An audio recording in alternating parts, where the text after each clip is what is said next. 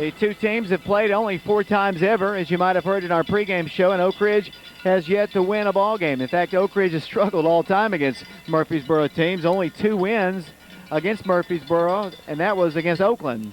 The 91 season, and then I believe the 97 season. That game, if you remember, we fell behind like 21-0 or 28-0, came back and won that game in overtime.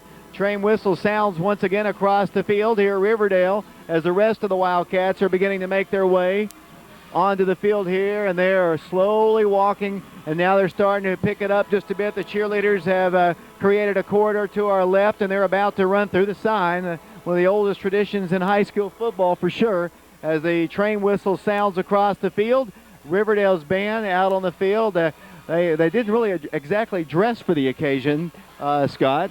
No, their band is just dressed in regular clothes. They've got jeans and all kinds of different garb on out there, but they're playing the music, and it counts all the same. There's the train whistle once again. The Wildcat coaching staff has reached the back end of the Oak Ridge team, and their Wildcats are running on to Tomahawk Stadium Field here in Murfreesboro, and we're just minutes away from this semifinal round ball game between the Oak Ridge High School Wildcats and the Riverdale Warriors. The winner to play either Germantown or Franklin for the state championship next Saturday at Middle Tennessee State University. Ben Peters will be doing our stats tonight. We are camera personnel. We have Andrew Demko on top. We have Josh Murray. We also have Ben Taylor. We also have down on the field Ben Thomas, that is, and Taylor Lane doing camera work. Josh Murray. The captains are wandering out for Oak Ridge. Michael Friels, Joe Alloy, Wilson, and I believe Maurice McKinney, or is that Nick Fletcher? It might be might be Maurice McKinney. For them, Chris Perkins, Jonathan Gooch. Also for the Riverdale Warriors, as a captain, they have Jermaine Alsop, and the other captain is their quarterback, Dave Thomas, 5'11", 180-pounder. We saw him play last year. He's a fantastic athlete and an unbelievable punter. He averaged about 56 yards on his punts last week against Cookeville. The toss of the coin, the referee points to the Riverdale Warriors, and let's see what they elect to do. As they come wandering over towards their sideline, the head coach of Riverdale is Gary Rankin. As the Warriors win the toss, the Wildcats will be receiving, I would assume, the opening kickoff. And Scott, we're moments away from this big ball game, a rematch of last year's semifinals. Absolutely, David. It's a lot of fun, and I believe Riverdale won this. It looked like I think they're receiving. So Oak Ridge's defense has got to come up strong right here and make a stop. And like I think I mentioned before, they scored 200 points this year in the first quarter. You know, they've scored a lot on this first series. Oak Ridge has got. It'd be nice to see Joe Alloy kick one in the end zone right here. Riverdale coming out through a series of their colors are very similar to Florida State and very similar to McMahon County. They're coming out with a horse with a spear coming towards the center of the field where the officials are. Comes right into the center of the field. The officials from Knoxville, and they put the spear down in the arrowhead, and here come the Riverdale Warriors from their locker room onto their field. The horse went right into the officials who are from Knoxville, and as they put that spear down once again, they pound on the center of their field. Up and down they go, and they're fired up for this ball game, as they should be, playing a semifinal round game at home. Might hear that air horn right here in front of us. Might have to send Mike down there to do something with that air horn before the night's over, as we're about to get set. As I mentioned, Ben Peters will be doing our stats. It's a very comfortable press box for the three of us. I mean, it's a little cozy, but it's a little wider actually. Actually, we get to have Ben down on the front row with it. It's pretty nice this time, David. I'll have to admit, this is one of the nice press boxes I've been in throughout my 3 years. Of course, this field itself is only like 5 years old. As the two teams are wandering out, the Wildcats will be kicking from left to right, wearing their Cardinal pants, white jerseys, Cardinal numerals. The Riverdale Warriors wearing their red, their gold helmets. Back to receive the kick, Keaton Anderson along with Gaston Miller. We've talked about him. He's not very big, but he's very elusive, hard to bring down. In fact, the first man better not try to arm tackle him or he'll run right through him. Very deceptive in his strength. Joe Alloy's going to put the ball down on the tee, and I think they probably don't want to kick it to Miller. The Wildcat band is playing across the field. This is a very quiet Riverdale fan, don't you think? It's fans? extremely quiet. I think, like you mentioned, they're just used to it. They've been in a lot of big games before, and maybe once the game starts, they'll get into it a little bit. But very subdued crowd over here. Hey, Scott, are you happy that I gave you the best seat in the booth tonight? Man, this is great, David. I feel like Monday Night Football, and the vision's great, and what a fantastic game. I gave myself the middle part of the window here as Joe has the ball down on the tee, kicking from left to right to your Riverdale Warriors here at Murfreesboro. And the cowbells from Riverdale, the Oak Ridge crowd making a lot of noise themselves across the field. And eventually we'll tip this one off. The 12 minutes is put up on the clock. Joe makes his approach, and here's the kickoff of the ball game. Hits it high, angling it off to the outside, and it's going to roll out of bounds, and that'll be a penalty. So Riverdale's going to get good field position to start this one. They'll start it at the 35-yard line. I think you probably wanted to kick it away from Miller, but they've got good field position. Now it's time for the Oak Ridge defense, which has played so well in the last couple of ball games, giving up only the 14 points through the first 3 playoff ball games, and that sounds outstanding, except for Riverdale has only given up 7 points through their first 3 ball games. Here come the Warriors to the line. The quarterback is Dave Thomas. Dave Thomas is a 5'11", 180-pound senior. They split 2 receivers out to the left. They'll come up once again. The running back is Gaston Miller, 5'7", 154. He's in a slot to the left. Single running back, that's their fullback. Quarterback Thomas fumbles the football. Ball's on the ground. Who's got it? The Wildcats said they've got it, and they do come up with the football. No, they're going to signal it is second down. So an initial snap was fumbled at the line. It'll be a loss of about 2 on the play. It'll bring up second down and about 12 yards to go. Just underway here at Riverdale. The ball is back at the 32-yard line. Riverdale comes to the line once again. They'll split out 2 receivers here to the left. They do not throw the ball that much. As once again Miller gets in the slot to the left. Fullback, the lone running back. Up to the line, Oak Ridge has 4 on the front. Dave Thomas, a quarterback, rolling, in trouble, about to be sacked. He is going to be sacked. Boom! Spencer Gulmire and company drop him all the way back at the 20-yard line. Officially, they'll put him down at the 24. Maurice McKinney came in strong, and they dropped him for a loss. Yeah, they tried to run their option to the left side, and the quarterback, Thomas, tries to run it, and he gets hit by about 5 or 6 different people. We've got to wrap this kid up. He's a great athlete and very elusive back there. It'll be third down and about 21 or 2 yards to go. The ball is at the 25-yard line, so it is third down and 20 for the Riverdale Warriors. Receivers left and right. Dave Thomas looking at a 4-man front. The Wildcats looking at the I formation from the Warriors. Dave Thomas back to pass. Feeling pressure. Has some time. Now will run it. Runs into the official. Breaks some tackles. And it will be tackled by James Mitchell at the 34-yard line. And Riverdale will be forced to punt. That's exactly what Oak Ridge needed to do. They needed to shut them down. They did it. They came up with the 2 big plays, and then on the long play, they gave up a couple yards, but it's forced them into a 4th and about 12, or it looks like a long 11. Wildcats can ill afford to have any problems in the kicking game. Ravel Coffey back. Dave Thomas is an outstanding punter. The Wildcats will put 9 on the front. Ravel will be standing back at the 30. Here's the snap. The punt is away. Not a great kick, actually, but it's going to take a nice bounce. Is going to roll inside the 15-yard line. That's probably what they told actually Ravel to do. The punt was terrible, actually, but it got a nice roll. It was kind of a low, wobbly kick. Not great field position, and this is typical of an Oak Ridge starting place against Riverdale. Field position has always been a problem against these guys. Now, we talked about the defense stepping up. Oak Ridge has got to come out. They've got to establish themselves. They've got to get a couple first downs here. Not necessarily score here, but they've got to get some confidence coming out of the chute right here. 55-yard punt, so he averaged 56 last week. We're down to 9:50 to play first quarter. Scoreless ball game. The Wildcats have it at the 12-yard line. 2 receivers split to the right. Aaron White, Ravel Coffey. Quarterback is Scott McMahon. Blair's the fullback. Tailback is Spencer Gulmire. Handoff goes to Gulmire, and Spencer moves the ball up to around the 15-yard line. It's a gain of about 3 before Chris Perkins, 6'4", 246-pound senior, makes the stop. We've talked about this defensive front, and Scott, you've got the glasses. These guys are, not only are they big, they're extremely athletic. Well, that's what you see when you just first look at them. These guys, just when you look at them in uniform, it's like, they all look like tight ends. They've got that big build and extremely athletic, very quick.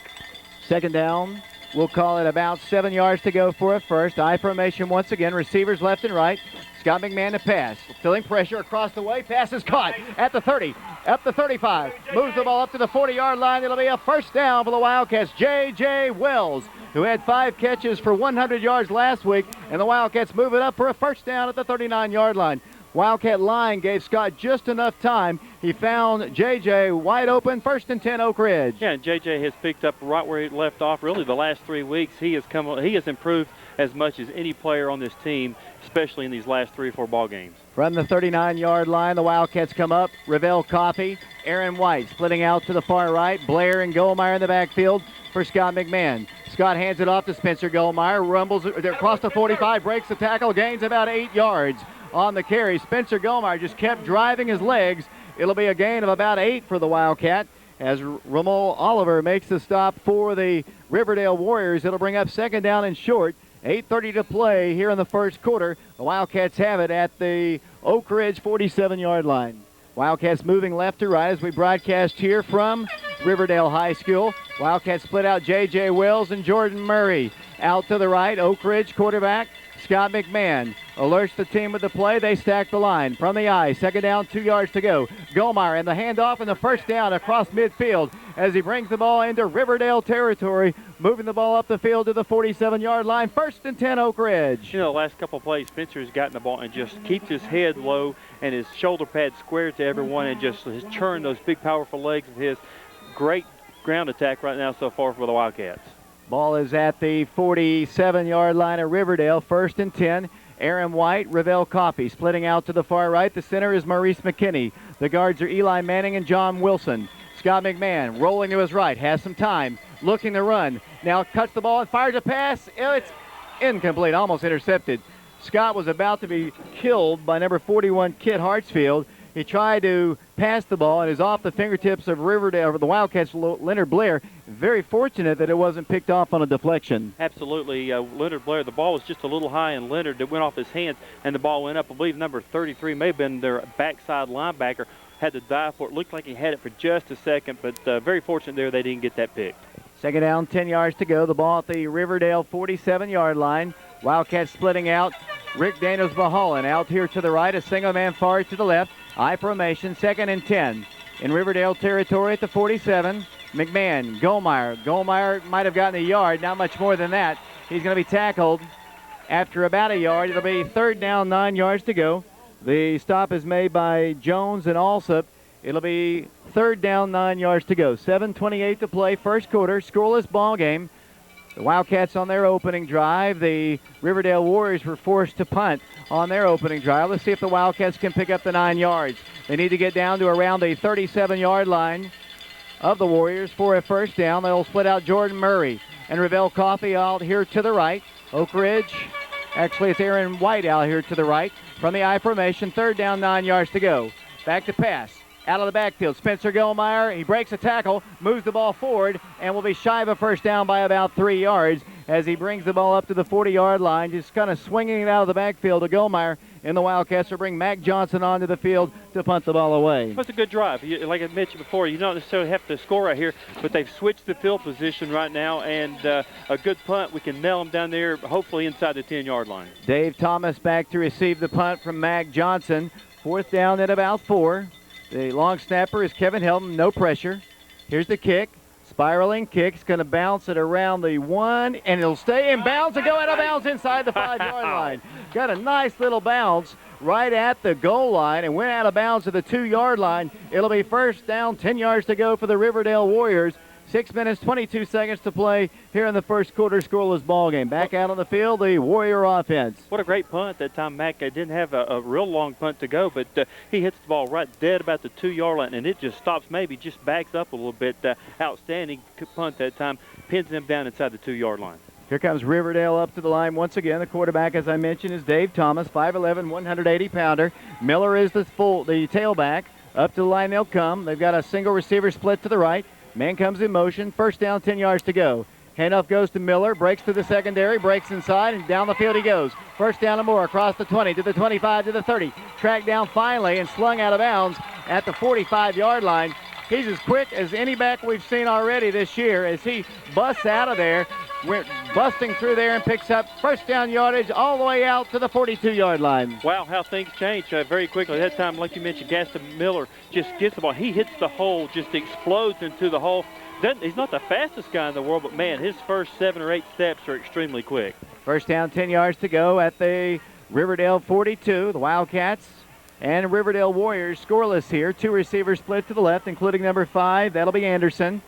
Once again from the I formation, deep in the formation. The tailback is Miller, and he gets the handoff once again. This time he is hit by Spencer Gulmire at around the 45-yard line. It's a gain of about 2, maybe 3 yards. Miller over 2,000 yards on the season for his team as the ball's moved up to the 45-yard line where it'll be second down and about 6 yards to go for a first. 5:52 to play first quarter. We have no score from Tomahawk Stadium and Murfreesboro Riverdale High School, the semifinals of the state. The winner to play for the state championship next Saturday at Middle Tennessee State. 2 receivers split to the left once again. Also, they'll come up from the shotgun. Dave Thomas, Miller, as a receiver to the left, handoff. Now the quarterback's running it, and he's got a first down. He might have a touchdown. He's across the 40, makes a move in the middle of the field, and tackled at the 23-yard line by the Wildcats. Revell Coffey. Nice play by Dave Thomas. He's an athletic runner. 1st and 10, Riverdale. Wow, what a great run that was. That time he was in the shotgun and had a long fake to the running back going up the middle, and then he actually took off right off tackle and just a huge hole. Great job by the offensive line that time for Riverdale. Ball is resting at the 23 of the Wildcats. Oak Ridge has at defensive end Jordan Murray along with Rick Daniels Mulholland. Wildcats stack the line of scrimmage. Adam Spangler on the line for Oak Ridge as well. Up to the line they'll come. Man comes in motion from the I once again. First down, 10 yards to go. Handoff goes Miller. Miller is met and pushed back at the 20-yard line. The stop is made by the Wildcats. James Mitchell and Rick Daniels Mulholland, I believe. Is that John Mitchell? Did I read that correctly? It says John Mitchell. Well, maybe that's his name, as it'll be a gain of only about maybe 2 yards on the play. Bring up second down, then about 8 yards to go. 4 minutes, 45 seconds to play. The quarterback, as I mentioned, is Dave Thomas. We played him last year. He's got a younger brother who's a pretty good player as well. As the Wildcats dig in defensively once again. Riverdale second down and about 7.5 yards to go. Thomas with a single running back, Miller, but he's going to roll himself, cut it up the field, and is tripped up after about a half a yard, maybe a yard gain by the Wildcats. James Mitchell, Daniel Johnson around the play. Not a big gain. It'll be third down and about 7 yards to go. 4 minutes, 14 seconds to play, first quarter. The ball is just across the 20-yard line of the Wildcats. This is Riverdale's second drive of the ball game. 4:06 to play here in the first quarter. The Wildcats and Warriors as they split out. Number 84 far to the right. That'll be Oliver. Also out there with him will go one other. Thomas from the shotgun once again. Will hand it to the fullback. No, he'll run it himself, and he'll move the ball forward. He'll be shy of a first down by about 3 yards. It'll be fourth down as James Mitchell makes yet another stop, this time knocked down at the 17-yard line. It'll be fourth down facing Riverdale. Fourth down and about 3 yards to go. Scott? How big is this play right here? You've so that we talked about how many times they've scored in the first quarter with 3 minutes, 28 seconds. Still haven't scored, but brings up fourth and about 4. Huge play right now for this Wildcat defense. Once again, they're going to come from the I. 2 receivers split to the right, including number 20, Philip Stevenson. Dave Thomas, the quarterback. Fourth down, 4 yards to go. Under center forever. Rolling to his right. Going to run the ball up the field, and is going to pick up first down yardage as he brings the ball to the 10-yard line. That time he didn't appear like a very speedy runner, but he just cut it up the field, and they pick up the first down. It'll be first and goal, Riverdale at the 9-yard line. He just absolutely, he didn't look that fast, but he just outran our defensive end over there. He kind of had the angle on him and just blew right by him. The ball is sitting down at the 9-yard line. They'll substitute players in and out of the ball game. Coming in will come Oliver. They'll split out a single man to the far left once again. That'll be Anderson. Once again, they'll come up. Thomas at quarterback. First down. Goal to go at the 9-yard line for the Warriors. Man comes in motion over to the left side. Handoff goes to Miller. Trying to break inside and is tackled after a gain of about a yard, maybe 2. Stop is made by the Wildcats, Spencer Gulmire. And one other Wildcat, James Mitchell. It'll bring up second down. Goal to go for the Warriors. The ball is right at the 7-yard line. 2 minutes, I believe, 2 minutes and 23 seconds and counting. Scoreless ball game. The Warriors have driven the ball all the way inside the 10-yard line. They have it second down and goal to go. Up to the line they'll come. Single receiver split to the left. Miller is the tailback. Second down goal. Thomas from the 7-yard line.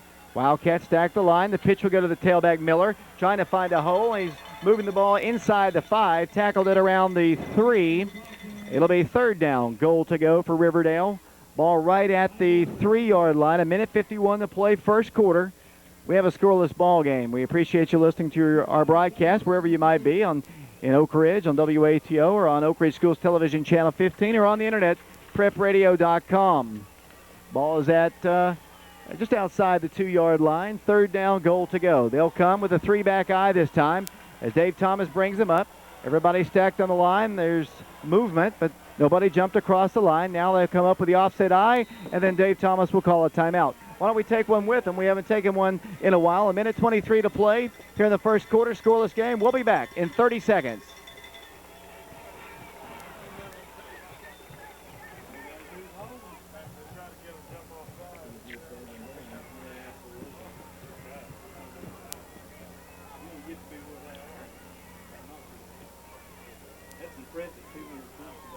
Mm-hmm.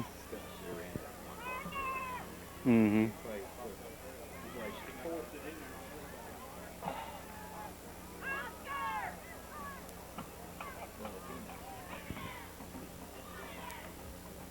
David Clary back here along with Scott Munger, our engineer Nathan Forbes, Jason Palmer back there with him, Ben Peters, Mike Sheehan. We're also on Oak Ridge Schools Television Channel 15, Andrew Demko, Josh Murray, Ben Thomas, Taylor Lane doing our camera work. Wildcats and Riverdale Warriors scoreless. 1:23 to play in the first quarter, but Riverdale has it inside the 5-yard line. They have it third down, a goal to go at the 3. Up to the line they'll come once again. Miller is the tailback. They'll come up from the eye, 3-back eye once again. As they come up once again, Dave Thomas under center, third down, goal to go. Wildcats have played tough defense to this point. Let's see if they can stop them on this third down play. Here's the handoff to Miller. He dives to the end zone. He's denied the goal line. It'll be fourth down, goal to go for Riverdale. The ball will be right at the 1 or 2 yard line, stacked up as he drove the ball up to around the 1 yard line. Fourth down, goal to go, Scott. It's a great stop that time. Actually, Gaston Miller gets a little bit lucky. He puts the ball out like he's going to try to get across the goal line, and somebody swatted it, ended up catching it, brings up a huge play in this ball game, 4th and 1. Dave Thomas under center. The Riverdale fans come to their feet. 3-back eye from the 1 yard line. Up to the line they'll come. Thomas rolling, pitching it out to Miller. Lots of pressure. Here's the pass. Touchdown, Riverdale. The Wildcats didn't defend the pass. They had it defended if he was going to run the ball, but the receiver snuck around and makes the catch for the touchdown. It's a great call. That time everybody's eyes are on Gaston Miller. They tossed it out on the right side like he's going to run a sweep. The tight end slips out in the corner of the end zone and just lobs it up there for the big tight end. 6 points for Riverdale Warriors. 41.6 seconds to play. They'll attempt the extra point. To kick for them will be number 14, I believe. That'll be Shane Rollins. The ball is up, and the kick is up, and it is good. 7-0 our score. 41.6 seconds to play in the first quarter, and we'll be back with the Riverdale kickoff following this 60-second timeout. Back here at Riverdale, the Warriors getting ready to kick off, leading 7-0. Here's their kick. It's a line drive kick. Spencer Gulmire is going to let it. Still in and out of the end zone. Kind of thought Spencer might want to return that one, but he lets it bounce and it rolls in. It'll be a touchback, and the Wildcats will take over at the 20-yard line. Moving left to right here, trailing 7-0. Very impressive drive for Riverdale. 97 yards. The big play, obviously, the first down play at the 3-yard line. Yeah, absolutely. Key to that drive. The first play, Oak Ridge has them pinned down here, and then Gaston Miller just breaks one off tackle for about 40 yards. Aaron White splits out to the far left for the Wildcats. They'll come up from the eye once again. Man comes in motion for the Wildcats. That is Daniel Johnson. The pitch will go. Spencer Gulmire. Spencer Gulmire breaks the tackle. He's across the 30 to the 40 to the 45, the yard line to the 50, 45, 40. Spencer Gulmire 30, 25-yard line 20. Spencer Gulmire down to the 14-yard line. It'll be first down, 10 yards to go. Spencer Gulmire takes it down the field. The Wildcats will have it First down, 10 yards to go at the Riverdale 15. Wow, long run that time by Spencer. I believe it puts him over the 2,000-yard mark for the season. He just gets the sweep going off the right side, sees a little gap, and just explodes into the secondary and gets tackled. Oak Ridge will now have the ball on the 15-yard line of the Riverdale Warriors. That probably is the longest run of the year against Riverdale. They don't give up a whole lot of yards. First down, 10 yards to go at the 15. Here come the Wildcats to the line. Two receivers split to the right. Leonard Blair in a slot to the right. The quarterback will pass. Scott McMahon fires. There's the man. JJ's got it. Out of bounds at the 4-yard line. It'll be for the Wildcats. First down. Goal to go at the 4-yard line. 7-0 our score. 3.8 seconds to play in the first quarter. Tell you what a great job that time by J.J. Wells to get his foot in bounds. The ball was thrown a little high right on the sideline. He catches it, comes down with 1 foot in bounds. Ball is officially at the 4-yard line. 3.8 seconds to play first quarter. The Warrior defense calling for the crowd, and they come to their feet. The Wildcats and Riverdale Warriors. The ball is at the 4-yard line. The Wildcats have it. First down, goal to go. Wildcats come up with Spencer Gulmire, the lone running back. Man in the slot to the left. Scott McMahon under center. The pitch will go to Gulmire. Cuts the ball inside. Has no place to go but down. He's dropped at the line of scrimmage. It'll be second down, and they'll have to do it in the second quarter. They'll have to walk to the other end of the field as Justin Jones makes the stop for the Warriors. That's the end of the first quarter. Our score after 1 quarter of football here at Tomahawk Stadium in Murfreesboro, Tennessee. The Wildcats trailing Riverdale 7-0, and we'll be back in 60 seconds.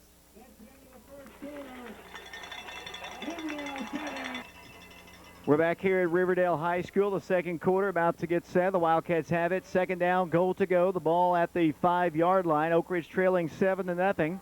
The Wildcats on a 65-yard run by Spencer Gulmire setting up this situation. He lost a yard on the previous play. It'll be second and goal for Oak Ridge at the 5. Yeah, 2nd and 5 right here, David. And Oak Ridge cannot afford to get field goals. They have got to match scoring touchdown for touchdown with this great Riverdale team. The Wildcats have Daniel Johnson in a wing to the left. The Wildcats come up, Leonard Blair and Spencer Gulmire. A single receiver to the right. Scott McMahon under center. Second and goal. Johnson comes in motion for the Wildcats. Handoff goes Leonard Blair into the end zone. Touchdown, Oak Ridge! The Wildcats take it across with 11 minutes and 54 seconds to play in the first half, and they're within 1 extra point from tying this football game. Nice call that time. I think everybody in the stadium was expecting Spencer to get it. Instead, they slip it to Leonard Blair. Leonard takes it the 5 yards to pay dirt. With the score right now 7-6 with 11 minutes, 54 seconds left to go in this second quarter. 56 extra points this season for Joe Alloy. This one, if he makes it, will tie the school record. A low snap. The kick is up, and the kick is good. 57 extra points, and that ties him with Austin Keepley and Chris Huber for the single season record. And the Wildcats, more importantly, have tied the ball game at 7. 11:54 to play here in the first half. We'll take a break. We'll be back with the Wildcat kickoff in 60 seconds. All right. Back here at Riverdale, the Wildcats getting set to kick off 7-7. So 2 very impressive drives. Riverdale, a 97-yard drive. The Wildcats, an 80-yard drive. Here's Joe's kick. It's a high, very short kick. Actually, he's backing the man up inside the 5. Fielded at that point to the 10. Trying to get outside, trying to get wide, trying to turn that corner, and is going to be driven out of bounds by John Baldwin at the 21-yard line, and that is where Riverdale will take over. First down, 10 yards to go, 7-7 the score, 11:45 to play here in the first half. Yeah, it's good coverage that time. The ball was kicked all the way back to the 10-yard line over where the numbers are, and the return man ran it all the way to the right side of the field, tackled out of bounds, and they took over at the 21-yard line. Oak Ridge's defense needs to stop right here.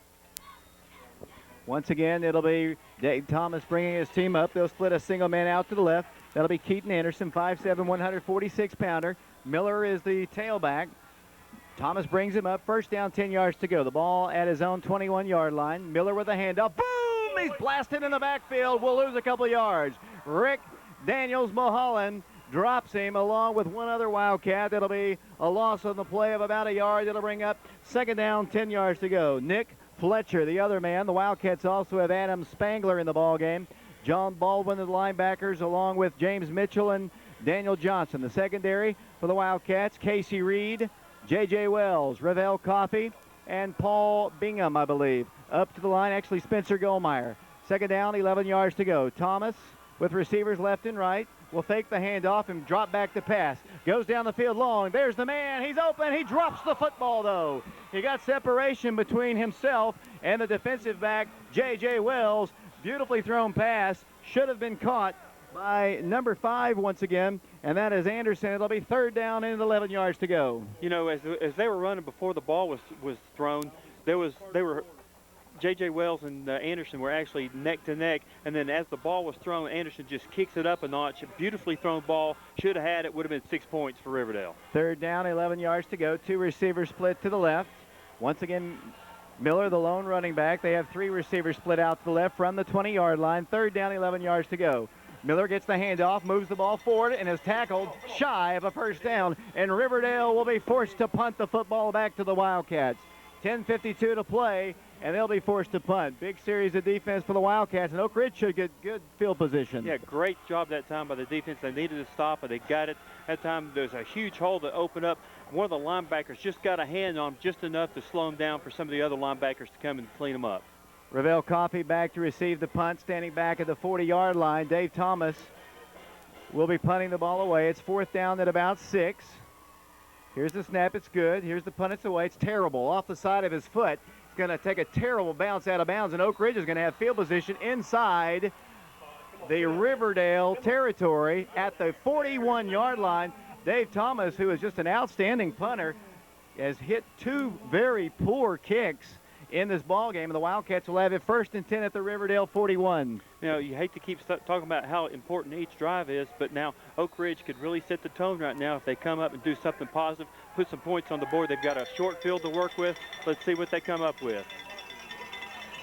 Up to the line, Oak Ridge. The ball's at the 41. Aaron White will drift off to the left. The Wildcats come up with Leonard Blair, Spencer Gulmire, Scott McMahon at quarterback. 1st down, 10 yards to go. 10:18 to play 2nd quarter. Danny Parrish in the ball game, splitting out to the right. Wildcat quarterback McMahon rolling, looking, wants to run. Going to have to run it now, and is going to be blasted right at the line of scrimmage. Had no place to go. It'll be 2nd down, 10 yards to go. Scott probably did more running on that play than he has done in a long time. He just was going east to west over towards the Oak Ridge sideline. It'll be no gain on the play, but a very tired quarterback. It'll be 2nd down and 11 yards to go. Yeah, that's a secondary sack, if you call it. He just rolls out to his right. He had 2 receivers. He had one going down the sideline. He had another guy that lined up on the left side that was going down the middle of the field. Neither one of them was open. Scott did the wise things, didn't force the issue, and ended up, he lost about a half a yard on the play. 7-7 our score as we play here at Riverdale. 9:32 to play. 2nd down, 11. Straight drop this time for Scott. Has time. Now it's breaking down on him. Going to have to get rid of it soon. He's going to run it. Scott McMahon dumps the pass. Oh, great catch. He makes the catch out of bounds at around the 31-yard line. Ravel Coffey makes the catch, and I believe that is a 1st down for the Wildcats with 9:20 to play. Scott McMahon was getting a lot of pressure. He rolled to his left, connects with Ravel. 1st and 10 Wildcats. Well, it was a great job by both Scott McMahon and Ravel. Ravel stayed with the play, and at the last minute, it looked like Scott was either going to pick it up and run it, maybe even go out of bounds with it. He just kind of throws it to the receiver, picks up a 1st down. Great play that time by Scott McMahon. 1st down, 10 yards to go. 1st down, 10 yards to go. The ball is at the 29-yard line. Up to the line will come Oak Ridge. Receivers left and right. I formation for Scott McMahon. 9:20 to play 1st half. Leonard Blair gets the handoff. Leonard Blair moves the ball forward for a gain of about 2 or 3. We might have a holding or a face mask perhaps as the flag went down at the point of the tackle. Leonard gained about 3 or 4 yards before also makes the stop. It is a face mask against the Riverdale Warriors. With 9:14 to play in the 1st half in a 7-7 ball game, the Wildcats will get extra yardage on the face mask at the end of the play, and they'll walk the penalty. It's an incidental face mask to the 22-yard line for the Wildcats. It'll be 1st down and 3 yards to go.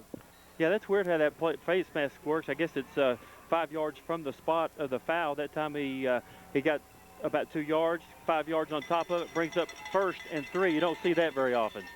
Ball is at the Riverdale 22-yard line. 7-7 the score. 8:59 to play here in the 1st half. Wildcats with J.J. Wells in motion. Once again, Scott McMahon at quarterback. Will roll to his right.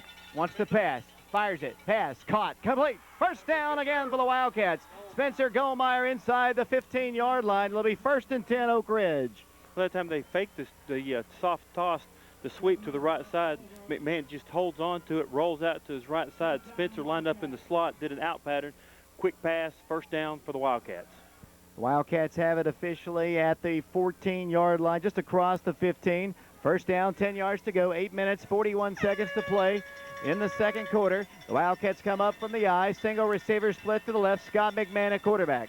From the 14-yard line, handoff, Spencer Gulmire, 10, 5, touchdown Oak Ridge! The Wildcats have 2 touchdowns on the board here in the second quarter, and they lead it 13-7 with 8 minutes and 25 seconds to play in the first half. Just ran the isolation off tackle. Leonard Blair led the way, had a great kick-out block, and Spencer Gulmire does the rest. Pay dirt for the Wildcats. Joe Alloy for the school record, single season extra points. He has 57. The ball is down. He has 58, and that's your record. 14-7, Oak Ridge on top of Riverdale, and we'll be back to Tomahawk Stadium following this 60-second timeout.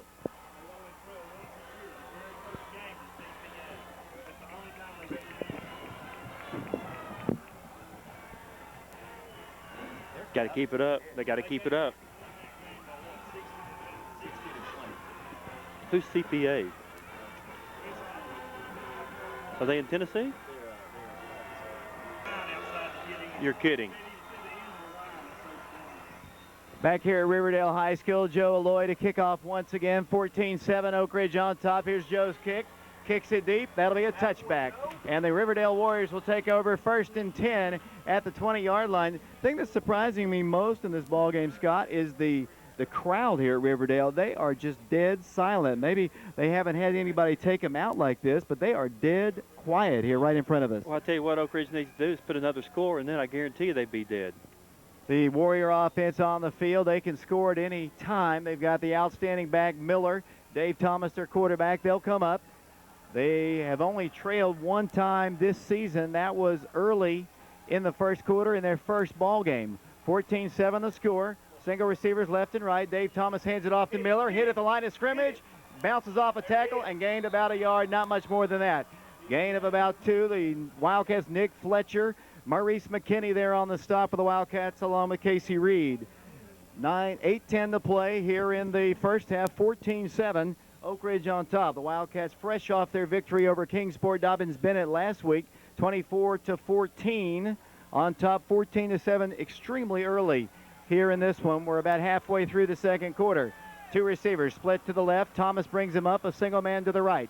I formation for Riverdale. Second down, 8 yards to go. Dave Thomas, little quick pass to a wide open man, complete. The Wildcats Revell Coffee misses the tackle, and into the secondary, they're going to take it down the field for the tying touchdown. Wildcats missed tackles. Daniel Johnson trying to track him down. He's at the 15, at the 10, 5, tackled at the 1 yard line.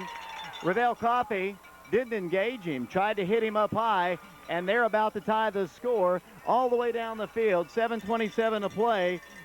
Antoine Smith makes the reception, tackled at the 1 inch line. Should have only gained about 3 on that one. Yeah, it's poor tackling. That time in a big game like this, you can't let that happen. I believe it was Revell Coffey has him hemmed up in there, and then he just cuts through the middle of the field, just turns on the jets, and what a huge play that is for the Warriors. I can hear our coaching staff over there not too happy at that effort as they go for it. First down, goal to go at the 1 inch line. Just inches away from tying this one. 3-back eye for Dave Thomas. Under center he goes. Handoff goes to Miller. He's belted, blasted, but gets the ball across for the Riverdale touchdown with 7:09 to play. So, just like that, they respond, and they're to within 1 extra point of tying this ball game. 14-13 our score. What an exciting first half of football. Boy, it's a very exciting, like you mentioned, 14-13, a lot of fireworks. There's going to be plenty more scores, I'm sure.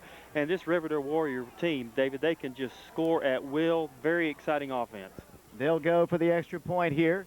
14-13 Oak Ridge on top. 7:09 to play here in the first half. Low snap, lots of pressure. The kick is up, and the kick is good. 14-14 our score. We'll be back with the Riverdale kickoff in 60 seconds.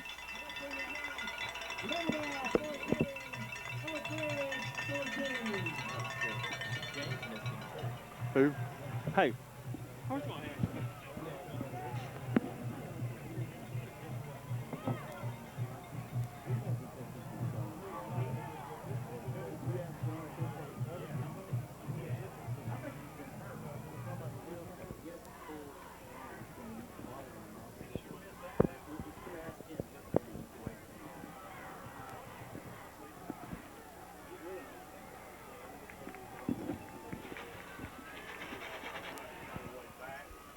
Back here at Murfreesboro Riverdale High School, the Wildcats getting ready to return the kick. Let's see if they just pooch it up there. They are. A little short kick, pop-up kick. Going to be made by Daniel Johnson. Daniel Johnson is driven out of bounds, or close to out of bounds, at around the 30-yard line, and that is where Oak Ridge will take over. First down, 10 yards to go. Daniel Johnson on the return. The Oak Ridge offense is back out on the field.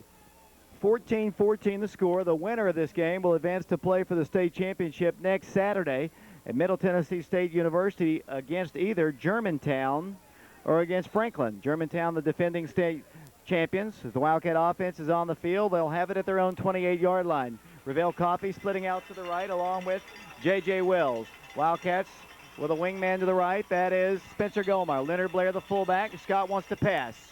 Has time, floats it down. There's Spencer Gulmire, 40, 35, 30, down to the 25-yard line. It'll be first down, 10 yards to go. This is very similar to that Central ball game in 1991 that ended up 42-41. Neither team able to stop the other. The Wildcats have it at the Riverdale 25. What a great play. We haven't seen that all year. Spencer's lined up in the slot on the right side, and he just goes straight down the middle of the field. He's got one-on-one man-to-man coverage with the linebacker. He gets behind him. Scott did a great job, just a perfectly thrown ball. And now, like you said, once again, Oak Ridge knocking on the door at the 25-yard line. 5:43 and counting. First half, 14-14 the score. Scott McMahon brings him up once again. Wildcats have Gulmire as a lone running back. The Wildcats 3 receivers to the right. Scott McMahon fakes the pitch, wants to pass. Fires a pass to Leonard Blair, makes a great catch and then dropped it. At the 18-yard line, he was there, just couldn't quite get to it. It'll be second down, 10 yards to go. The clock is stopped now. I believe it's 5:26. There is a 6:26. There is a light bulb missing on the clock. 14-14 the score. The ball at the Riverdale 25-yard line. Exciting football game here from Riverdale. We expected that kind of a ball game. I don't know how many other people thought it would be, but we did. Here as the Wildcats have it, second down and 10 yards to go. The Wildcats moving right to left here, wearing their white jerseys, red pants, Riverdale, and all red. They've got gold helmets, white numerals. Scott McMahon brings them up. Once again, 3 receivers to the right, facing a big, powerful defensive front from Riverdale. Man comes in motion, Daniel Johnson. Handoff goes Spencer Gulmire. Hits the hole hard and got belted for his day's work. And let's see, he was hit hard by Tamar Butler. It'll be for the Wildcat, if any gain. I don't think it was much of a gain at all. It'll be third down, and we'll call it 11 yards to go. So Spencer hit right in the middle of the line. They had Daniel Johnson there to block as the Wildcat substitute. It'll be third down and 10 yards to go. So the Wildcats, with 5:58 to play, tied with Riverdale at 14. The ball is at between the 26 and the 25 of the Warriors. Ravel Coffey is going to drift off to the right. Leonard Blair is the fullback, and a wing to the right is Spencer Gulmire. Wildcat quarterback Scott McMahon. Third down, 11 yards to go. Scott back to pass, breaking through. They sack him. They sling him down to the turf. It'll be a loss of 4 or 5 yards, and it kind of takes them out of field goal range if they were in field goal range in the first place, as the ball is dropped back here to the 32-yard line. And let's see what Coach Lussier and the coaching staff elect to do. The Wildcats and Riverdale Warriors are tied at 14. Whatever the Wildcats do, they need to do it quickly, as the clock has been wound for a while. No play has been sent in. Let's see what the offensive staff elects to do. Oak Ridge should use one of their timeouts or take a delay of game penalty. Coach Lussier and Coach Gray talking about whatever they're going to do, and they're going to kick, I believe. But don't take a penalty is what I say. 4:52 to play. First half, 14-14 the score, and the Wildcats call a timeout at the last possible moment. And then there's the delay of game call. The Wildcats are going to send in Mac Johnson to punt the ball away. So Wildcats tried to make it take as much time off the clock, not to give Riverdale that much time. But as quickly as they have scored, I don't know if that's a factor. You don't know. Hopefully the Oak Ridge can pin them down there and let their defense do a little bit of work, maybe get the ball back right before halftime. But then again, you go for it and you don't make it. You give them the ball at the 31, 32-yard line. So tough call right there. Let's see how it turns out. Mac had a great punt the last time. It was inside the 5-yard line. Be fourth down and about 22 yards to go. 4:47 to play in the first half. 14-14 the score. Mac Johnson the punt from the midfield stripe. Kevin Helton's snap is pretty good. Here's the punt. Low spiraling kick. It's going to go down the field and it'll be a touchback. So a net gain on the play of just about 15 yards or so. 4:46 to play. 14-14 the score. And the Riverdale offense is back out on the field. They'll have it first down, 10 yards to go at the 20. You know, you'd like to see him just kind of half kick that, just kind of kick it about 15 yards and just let it roll and see if he can get it down there inside the 15, maybe inside the 10-yard line. That time he kicks it with full force, goes into the end zone. If you remember last year's ball game, the Wildcats actually had a lead going into what we thought was going to be halftime, and Riverdale took one back about 90-some-odd yards to take the lead into the locker room. First down, 10 yards to go. Dave Thomas pitches it out here to Miller, fights off tacklers, and is blasted right at the 21-yard line. James Mitchell there on the stop. Casey Reed and company. It'll be for Riverdale, a gain of a yard. Second down, 9 yards to go. Riverdale doesn't throw the ball that much, but I tell you, they had a great pass play. Actually, their biggest play was a pass play, but some poor tackling on the part of the Wildcats, actually. Second down, 9 yards to go. 4:22 to play. The Wildcats and Warriors tied at 14. The winner plays for the state championship next week. Two receivers split to the right for Dave Thomas. He tells his running back exactly what he wants to do. He's back there protecting him. Second down, 9 yards to go. Four-man front for the Wildcats. High snap. Thomas rolling to his right. Now coming back. Here's the pass. It could be intercepted. Jordan Murray picks it off at the 15-yard line. First down, 10 yards to go. Unbelievably bad decision by Dave Thomas. First and 10, Oak Ridge. Unbelievable is correct, David. And that time, I remember last week, Jordan Murray did a great job. Instead of rushing the passer, he stayed. He saw the screen and he stayed back. He did the exact same thing. Dave Thomas rolls out all the way to his left and throws just a lollipop all the way across the field. Jordan Murray's there. What a huge break for the Wildcats. You made a comment about that last week, that he did stay at home, and that's why he picked off the pass. Wildcats, first down, 10 yards to go. Ball at the Riverdale 17-yard line. 3:57 to play first half. 14-14 the score. Scott McMahon at quarterback. Wildcats backfield split. In motion, Daniel Johnson. Scott under center forever, rolls to his right. Has some time. Looks. Now comes back across the field. Needs a block. Cuts up the field. Scott McMahon 15. Scott McMahon 10. 5. Down to the 3-yard line. First and goal, Oak Ridge at the 3-yard line. Scott didn't have anything. It looks like what they were trying to do is they were trying to slip Spencer Gulmire out into the flats, and the defensive end for Riverdale saw him going out there and hit him, couldn't allow him to go out there. Scott was running for his life, but picks up about 13. Now Oak Ridge has the ball on the 2-yard line, first and goal from the 2. 3 minutes, 39 seconds to play in the first half. 14-14 the score. Ball is at the 3-yard line. It'll be first down, goal to go at the 3. The 3-back eye for the Wildcats. Scott McMahon brings him up. Rolling to his right, Spencer Gulmire to the goal line. Does he take it across? Touchdown, Oak Ridge! The Wildcats score again on Riverdale. The most amount of, equaling, I believe, close to the most amount of points they've given up all season.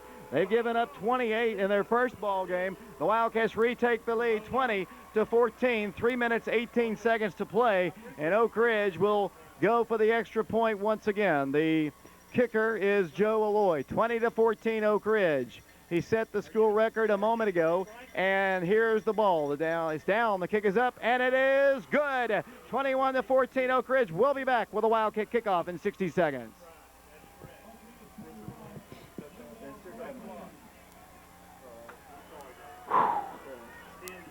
Joe Alloy to kick off, 3:18 to play.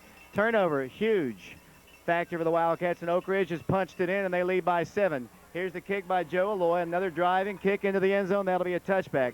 Oak Ridge's offense has been solid, and the Oak Ridge defense has been solid with the exception of really 2 plays in the ball game, and Oak Ridge leads 21-14. Yeah, absolutely. You know, I keep saying how important each drive is, but right now Oak Ridge has got the ball actually on defense right now with 3 minutes and 18 seconds left to go. They've got to keep him out of the end zone. 21-14, the ball, as we mentioned, at the 20. The Oak Ridge band will be performing at halftime.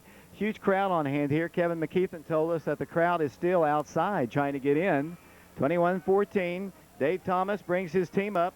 Ball is at his own 20, first and 10. 21-14, Oak Ridge on top.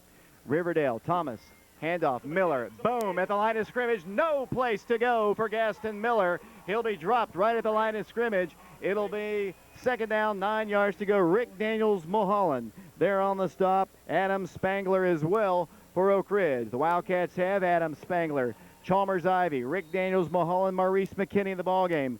The linebackers are Daniel Johnson and James Mitchell, John Baldwin. The secondary for Oak Ridge, Danny Paris, J.J. Wells, Casey Reed, Ravel Coffey. Second down, 9 yards to go for Riverdale. 2:46 to play second quarter. 21-14, the Wildcats in the lead. Dave Thomas, handoff. No, he's rolling up the field. He's going to break one tackle, break two, pushed out of, fumbles the football. The ball is picked up in midair, my God. and they're going to take it perhaps for a touchdown. Unbelievable turn of events again as Ravel can't make the tackle. Unbelievable play. He fumbled the football. It was caught in midair by Anderson. He takes it on a fumble return, 60 yards for the Riverdale touchdown, and it is 21-20.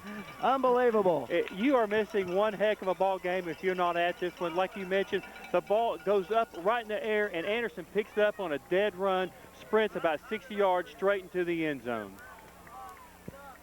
21-20 the score, and Riverdale going for the extra point. What a ball game here from Riverdale. The extra point about to be attempted. Confetti still fluttering all around. 21-20 the score. Just an unbelievable play. A mid-air fumble recovery. The kick is up, and the kick, it is good. 21-21 our score. 2:18 to play in the first half. We'll be back to Riverdale High School in 60 seconds. God,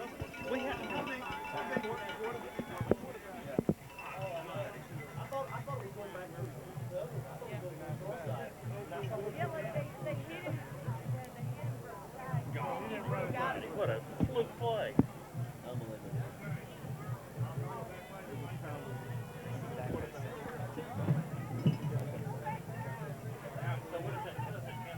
Well, maybe he rushed. That's not even a game. Thomas rushed for 20 yards and he ran.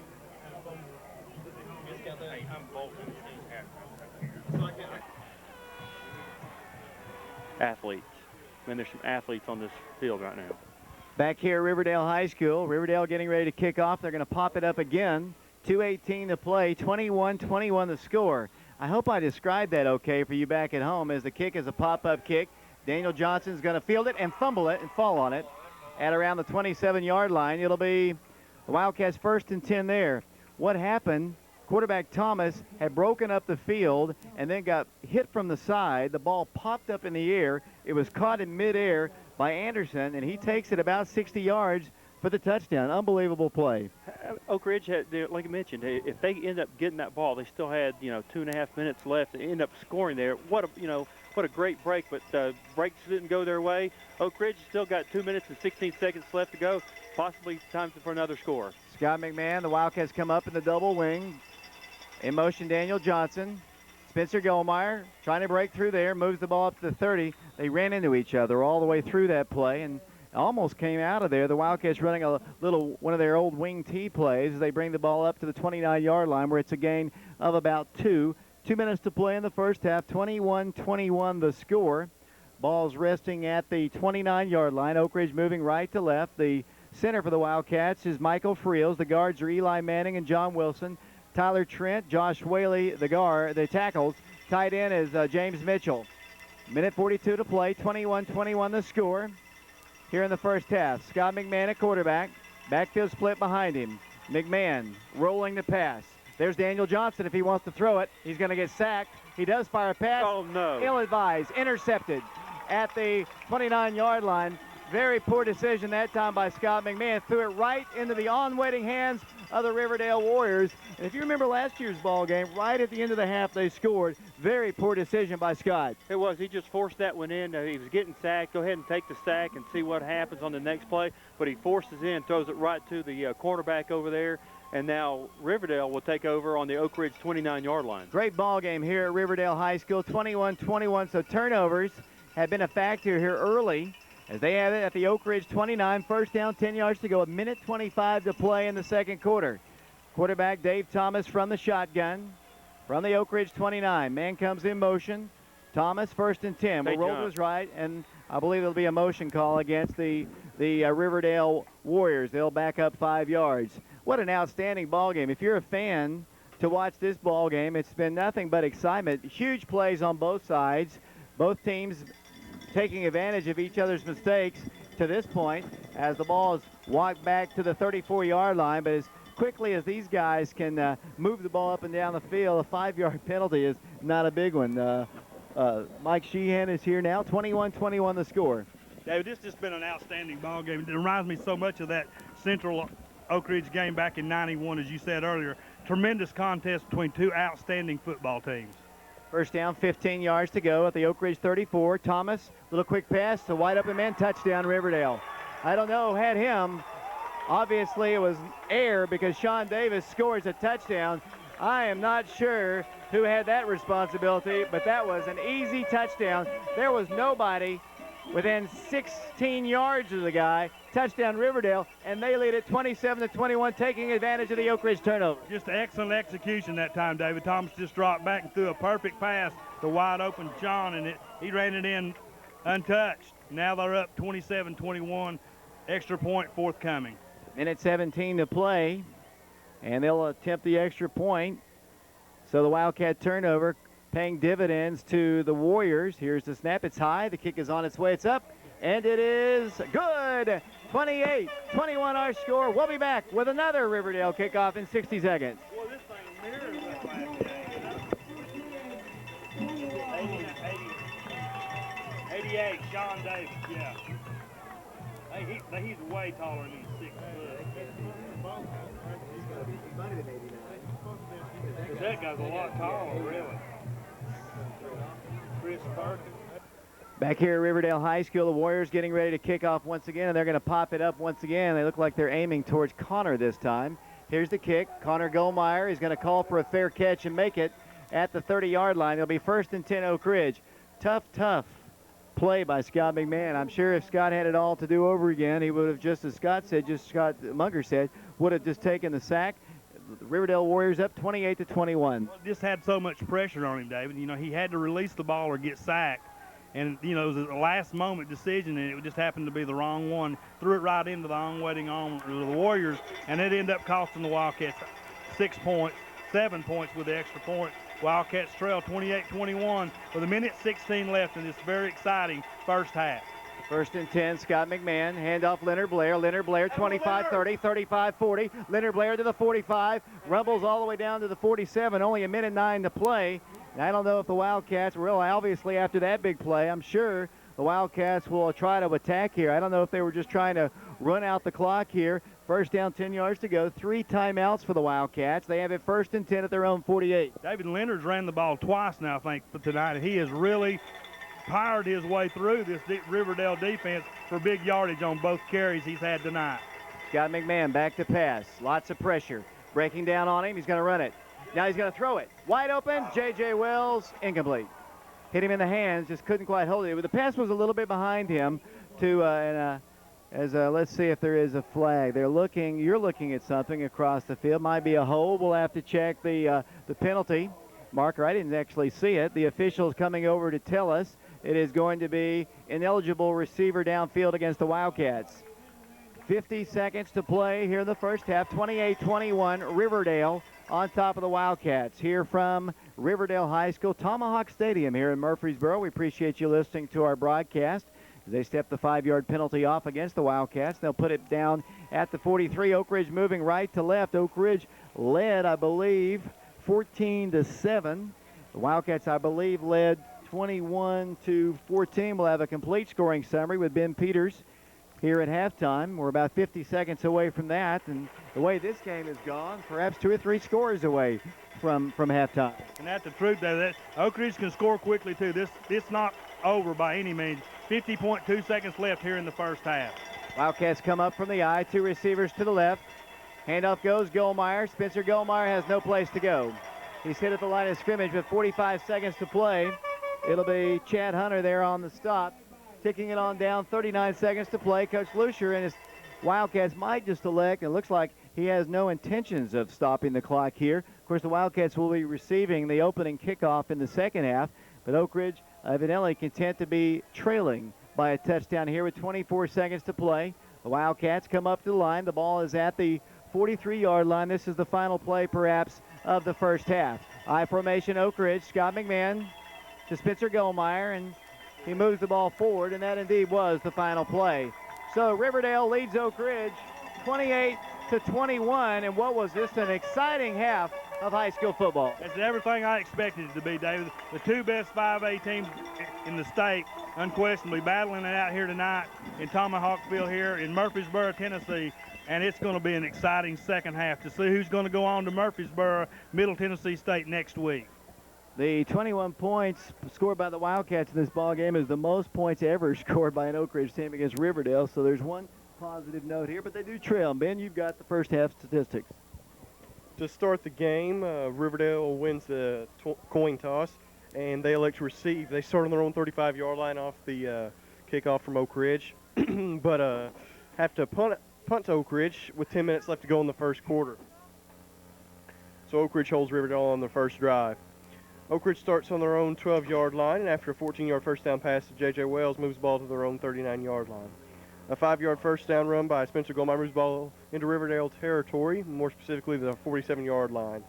But with 6 minutes, 30 seconds left to go in the quarter, they have to punt, and Riverdale starts on their own 2-yard line after a nice punt by Mac Johnson. A 40-yard first down run on the first play by Riverdale gets them out of harm's way down there in the 2-yard line and moves it to their own 42-yard line. A 31-yard first down run moves the ball to the Oak Ridge 24, and an 8-yard first down run moves the ball to the Oak Ridge 9.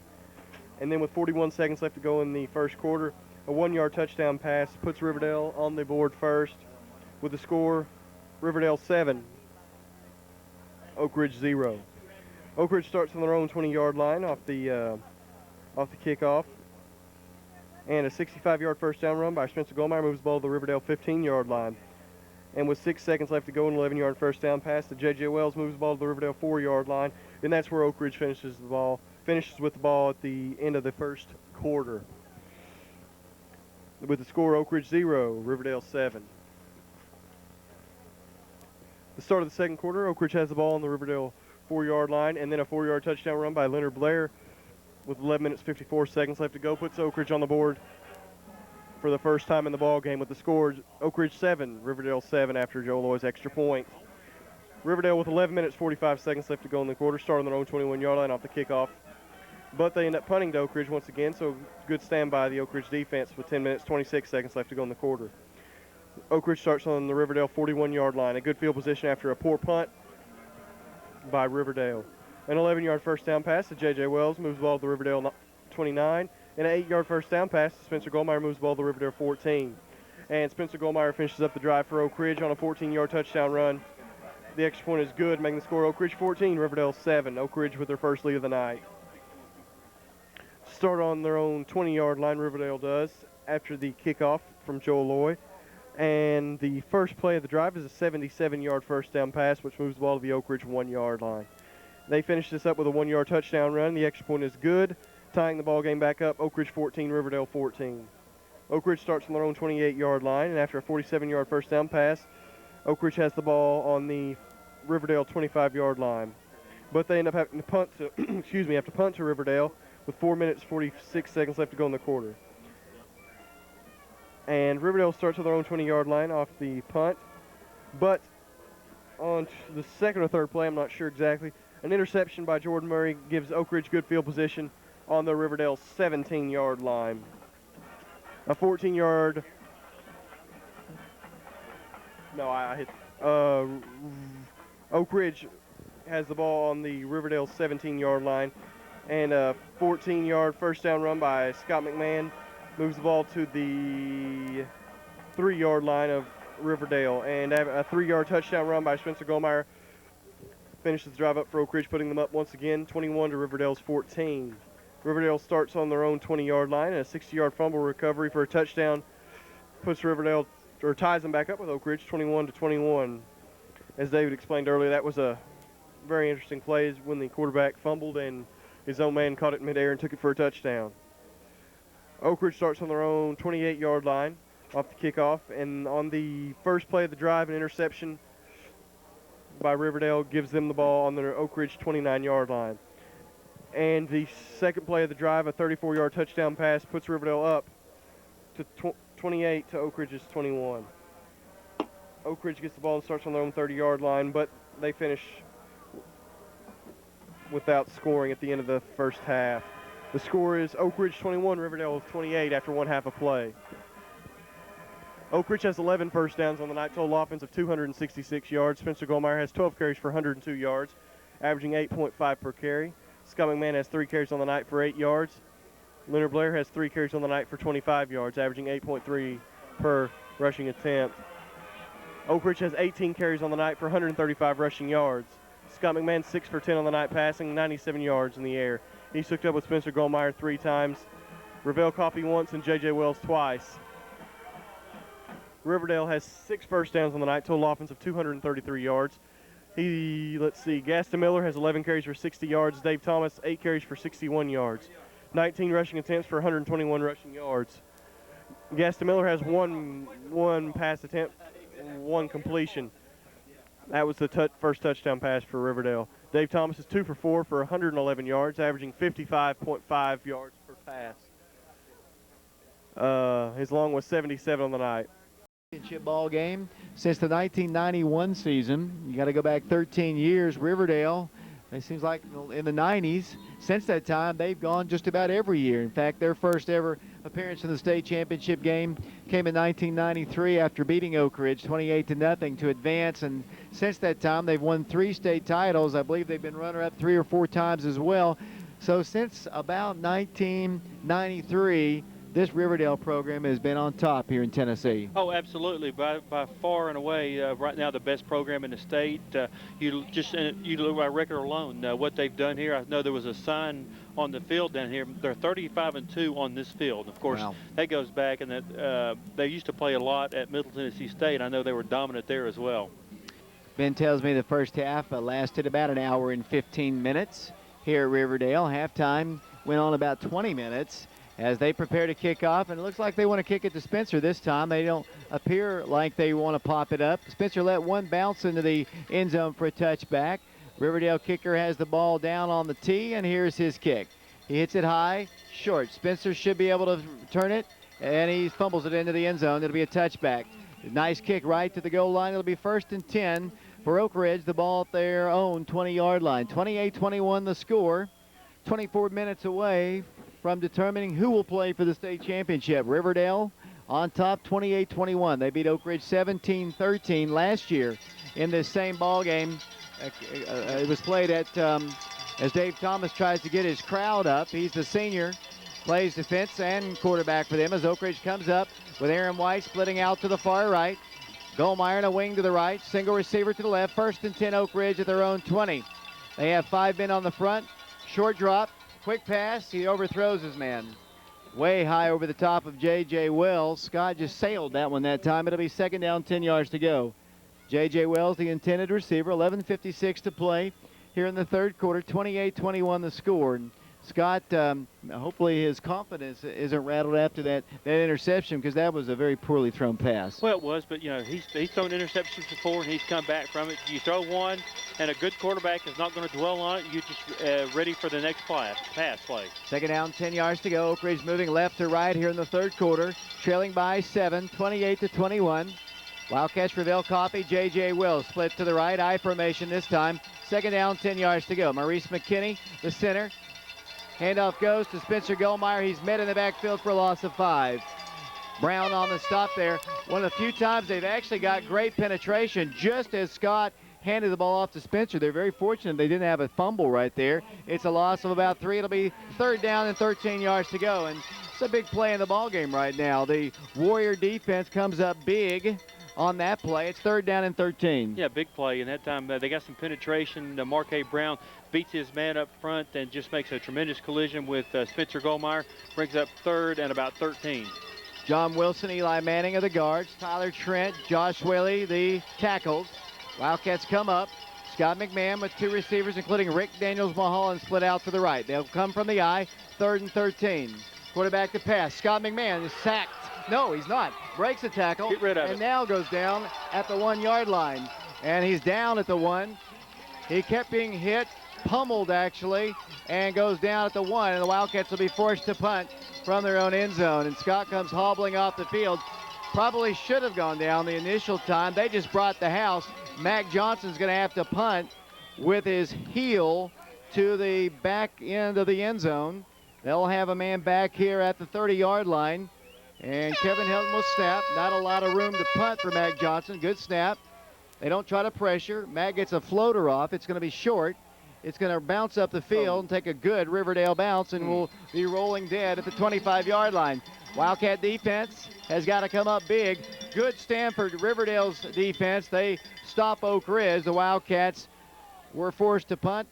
Nice play for nice series for the Riverdale defense. Yeah, it was key. A big time play that time by the defensive line for Riverdale. End up sacking Scott McMahon and end up having to punt out of your own end zone. Now they're having a very short field when they take over on the 26-yard line. 28-21 Riverdale on top. Two receivers split to the left.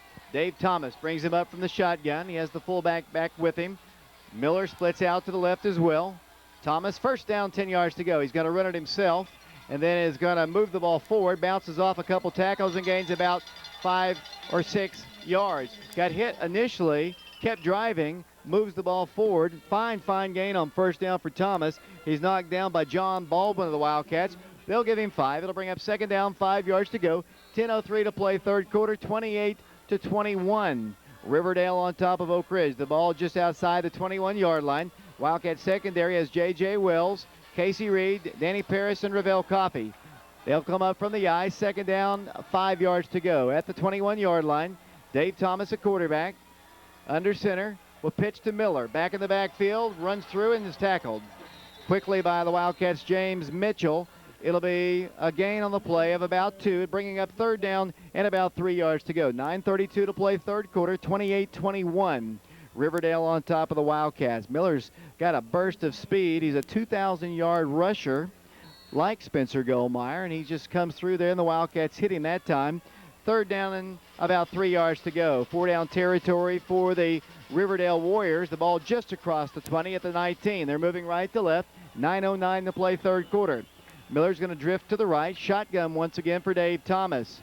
Got his fullback back there as well. Low snap, runs it, moves the ball forward, and is tackled after he picks up a first down at around the 16-yard line by Adam Spangler. First down, 10 yards to go for the Riverdale Warriors. Wildcats trailing by 7, 28-21. Nose of the ball right at the 15-yard line. Great crowd on hand here, Riverdale. Of course, the winner plays for the state championship. There are only 4 5A teams playing tonight, Germantown and Franklin being the others. Two receivers split to the right. They'll come from the eye. Miller is the tailback once again. Thomas brings him up first and 10 of the Oak Ridge 15. Under center, handoff goes to Miller. Miller is met at around the 13-yard line by James Mitchell, Maurice McKinney for the Wildcats. It'll be a gain on the play for Miller up to around the 13. It'll be second down at about 7 yards to go. Mike Sheehan in the booth with us, doing some extermination of insects up here.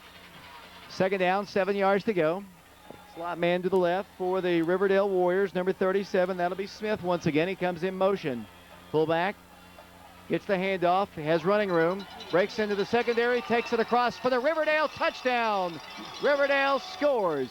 7:57 to play third quarter. Kit Hartsfield, 5'11", 185-yarder, and the Warriors have a 13-point lead on the Wildcats. It's a good call that time, but we keep seeing the tailback, the quarterback running. That time they just slip the ball to the fullback, and he goes in for a touchdown. Big play and puts them up 13 with the forthcoming extra point. 7:57 to play, 13-point lead for the Warriors, 34-21. Well, actually, that can't be right. As I look at that, the ball is down. It's going to be partially blocked. It's up, and it is good. Just barely got through there, and it is indeed 35-21 our score. 7:57 to play. We'll be back with a Riverdale kickoff in 60 seconds.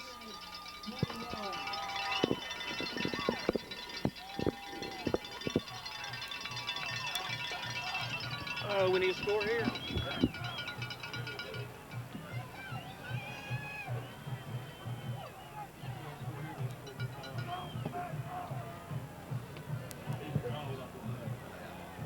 Now they're up 14. Now they're going to pin their ears back and they're going to come at you.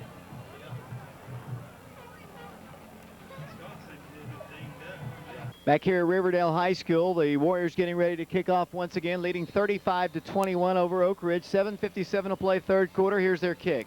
High kick. Going to be fielded by Spencer Gulmire at the 1. 5. Behind the wedge, 10, 15. Gulmire, 20, 25. Up the field he goes to the 30-yard line. Tackled it around the 32, and that's where Oak Ridge will take over. First down, 10 yards to go. For a brief second there, I thought maybe he had a chance to come through there. It'll be pretty good field position for the Wildcats, but Oak Ridge has to take advantage of it. First down, 10 yards to go. The ball is at the 32-yard line. Oak Ridge needs a score right here. They're down 14. They've got to get 7 points right here to make this into a ball game. You cannot let Riverdale have the ball back without scoring. 7:49 to play. The ball is at the 32-yard line. Wildcats splitting. J.J. Wells out to the right. Oak Ridge comes up. Blair's the fullback. The tailback is Spencer Gulmire. Scott McMahon under center, 1st and 10. Daniel Johnson in motion for the Wildcats. The pitch will go to Spencer. Has a little bit of blocking. Turns the corner. Moves the ball for a gain of about a yard or 2 as the ball comes rolling out of there. At least the Riverdale players thought so, as he was tackled by Chad Hunter after a gain of about 2. They are so quick. They just kind of spread it out so much. It's hard to run side to side against them. Absolutely. You look at their, to a man, each player on that team right now can run. They don't have their big team in now. They've got their quick team in, and it's neutralizing Oak Ridge's offense. Second down, 8 yards to go. It's a long 8 for the Wildcats. The ball is at the 33-yard line. 7:11 to play third quarter. 35-21 Riverdale on top of Oak Ridge. Oak Ridge from the eye once again. Scott McMahon at quarterback. Wildcats led in the first half. McMahon hands it off on the reverse to Daniel Johnson. He's going to be hit and dropped for a loss. Tackled at the 32-yard line. East to west is not going to cut it with these guys, as they do over pursue, and sometimes if you got a quick team, you want them to over pursue a little bit, but it's just not going to work. No, it's not. And if you're going to do that, maybe have a little bit more of a misdirection than maybe just a straight reverse. That time, the defensive end over here, Oliver, stayed at home and made a big play. Brings up another big play as Oak Ridge has it third, about 9.5. 35-21 Riverdale on top. Riverdale fans making a lot more noise here. Backfield split, single receiver to the left. Got to pass. In a lot of trouble. Running, rolling, sacked. Loss of about 5. He's got to do it a little quicker than that. Of course, when you're down 3rd down and 10, they know you're going to pass, and Scott had no place to go. Good pressure. Another nice series of defense for Riverdale. Well, it was, and I mentioned to Mike just a minute ago, they've got a 2-touchdown lead. They're going to pin their ears back and come on every play. Dave Thomas back to receive the punt. Mag Johnson to punt the ball away for Oak Ridge. Good snap, no pressure. Here's the kick. It's a high, knuckling, spiraling kick. It's going to take a good Oak Ridge bounce and will roll, and he jumps on it before it quits rolling at the 34-yard line, and that is indeed where Riverdale will take over. First down, 10 yards to go. 5:38 to play third quarter. 35-21, Riverdale on top. The Wildcats led on a couple of occasions in the first half, but Riverdale has gotten a couple breaks and has played outstanding defense here as of late to stop the Wildcat offense. And Riverdale still all year has not allowed a point in the third quarter. It's very impressive. 35-21 the score. They'll come up to the line. Anderson splits out to the left. Single man to the right. They'll come from the eye. Dave Thomas, the quarterback for the Warriors, under center, will fake the handoff. Drops the pass, fires it down the field to a wide open man, but he overthrows him. Once again, nice play that time. The pass was intended, I believe, for number 84, Oliver. He's 6'3", 94 pounds.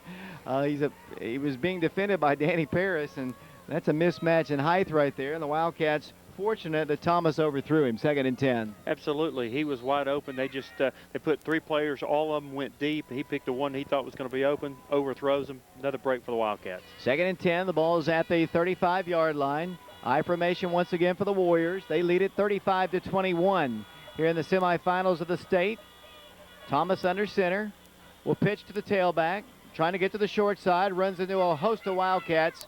Gains about 3. James Mitchell there on the stop. It'll bring up 3rd down and 7. 5:21 and counting. Third quarter, 35-21 the score. Big play in the ball game for Oak Ridge. It'll be 3rd down and about 7 yards to go. Well, I tell you, James Mitchell definitely came to play.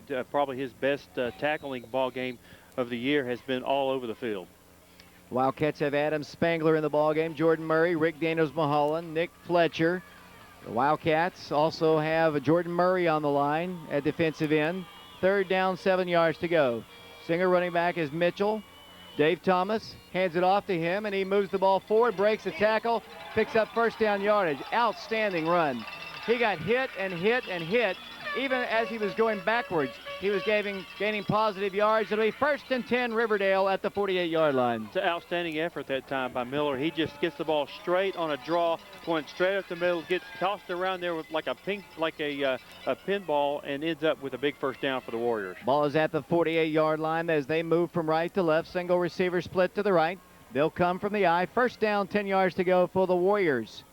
Thomas, hand off Miller once again. This time he runs into a host of Wildcats. Ball fumbled. The ball's on the ground, and Oak Ridge has it. The Wildcats have recovered at the 49-yard line. This time Miller got stripped of the ball, and the Wildcats have it at the Riverdale 49. There's a big pile right in the middle of the field, and Rick Daniels-Mulholland gets the ball and strips it away. I'm not sure who recovers it, but maybe that's going to Jordan Murray once again at the right spot at the right time.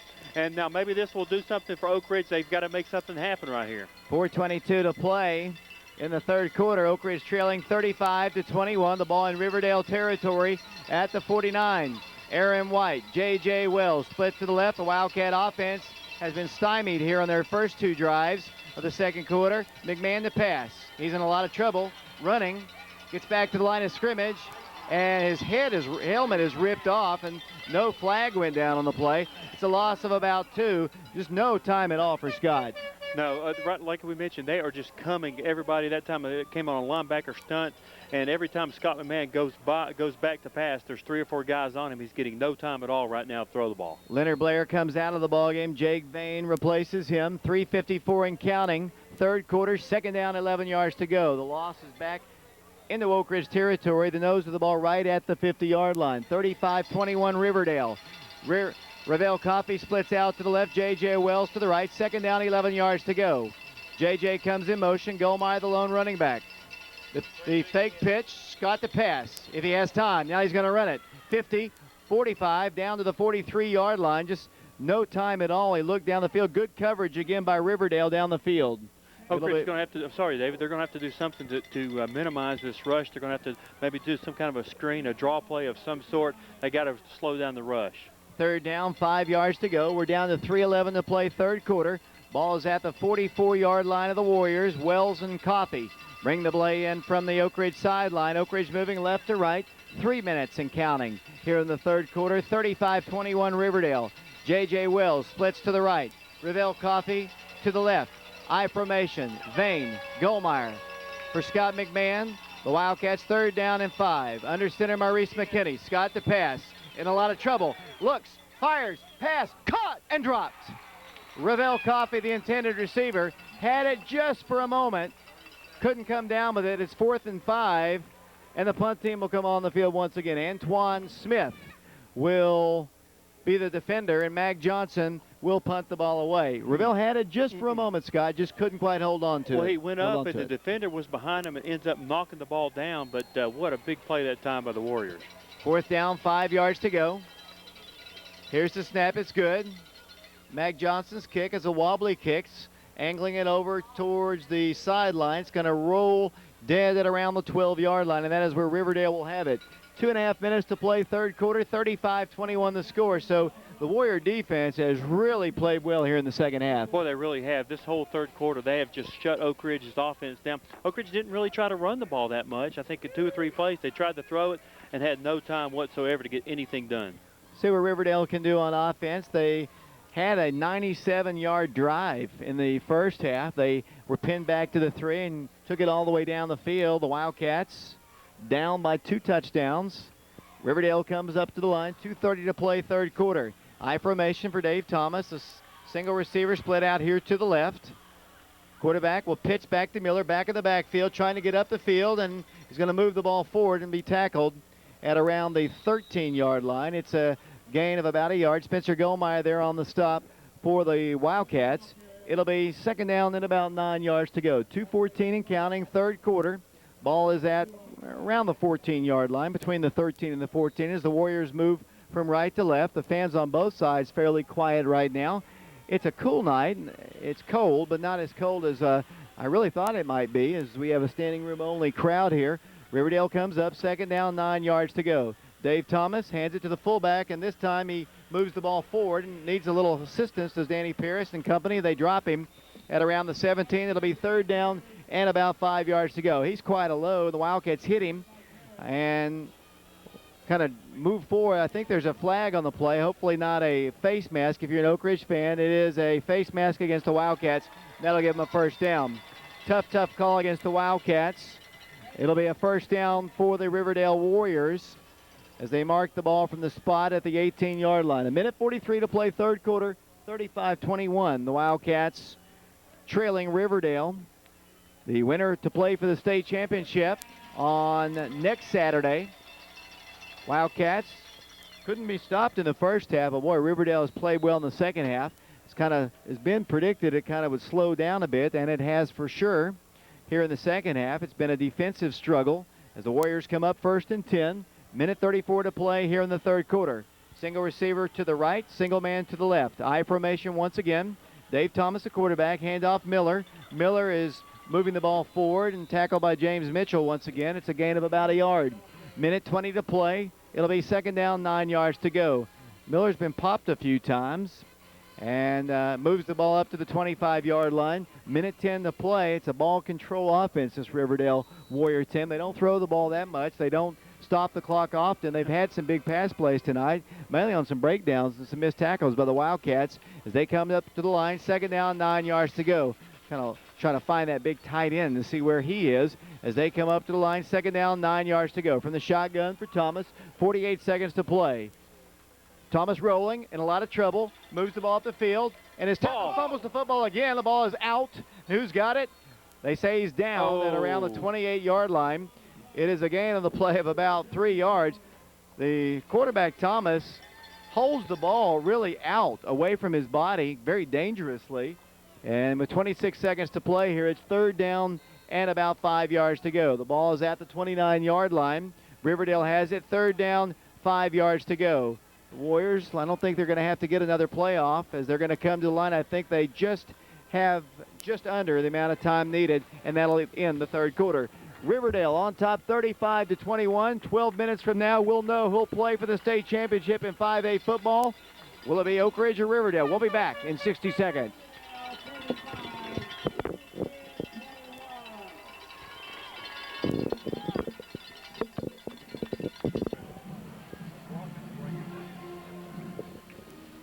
Back here at Riverdale High School, 35-21 our score, 12 minutes on the clock. The fourth quarter about set. Oak Ridge trailing 35-21 to the Riverdale Warriors. Riverdale has it, third down, 5 yards to go, opening play of the fourth quarter. Dave Thomas brings his team up from the eye. Dave Thomas has fumbled the ball 2 or 3 times. He did that one time against Oak Ridge, giving Oak Ridge some second life last year. See what Thomas and company do on this one. He's going to fake the handoff, drop back to pass, goes down the field to number 5. The ball is there. The pass is going to be caught inside the 25. Touchdown, Riverdale. Riverdale Warriors score and up their lead to 41-21. And they'll go for the extra point. They might say he's down though. I believe they're going to talk about it at around the 18-yard line. Have to check what the call is. I thought it was a touchdown, and they're having a long discussion about something. The referee comes over to tell us it is a face mask against Riverdale, and we'll have to check this one. 41-21, long pass play once again. Their biggest plays are on those pass plays. You don't expect them really to throw the ball, but when they do, they've had big plays. Well, it's a gutsy call, too. Of course, with a running team, 3rd and 5, you think they're going to run the ball, and they just fake it and just throw it all the way downfield, and you got speed to burn back there. He gets behind the secondary. Good throw. It's perfectly thrown. Another touchdown for Riverdale. 41-21 the score. They face mask. They signaled the wrong way. It is against Oak Ridge. They'll go for the extra point. 41-21 Riverdale. 11:45 to play in the ball game. They'll attempt the extra point. High snap. The kick is on its way. It's up. And the kick, it is good. Wildcats, work is cut out for them. 3 touchdowns, 3 extra points.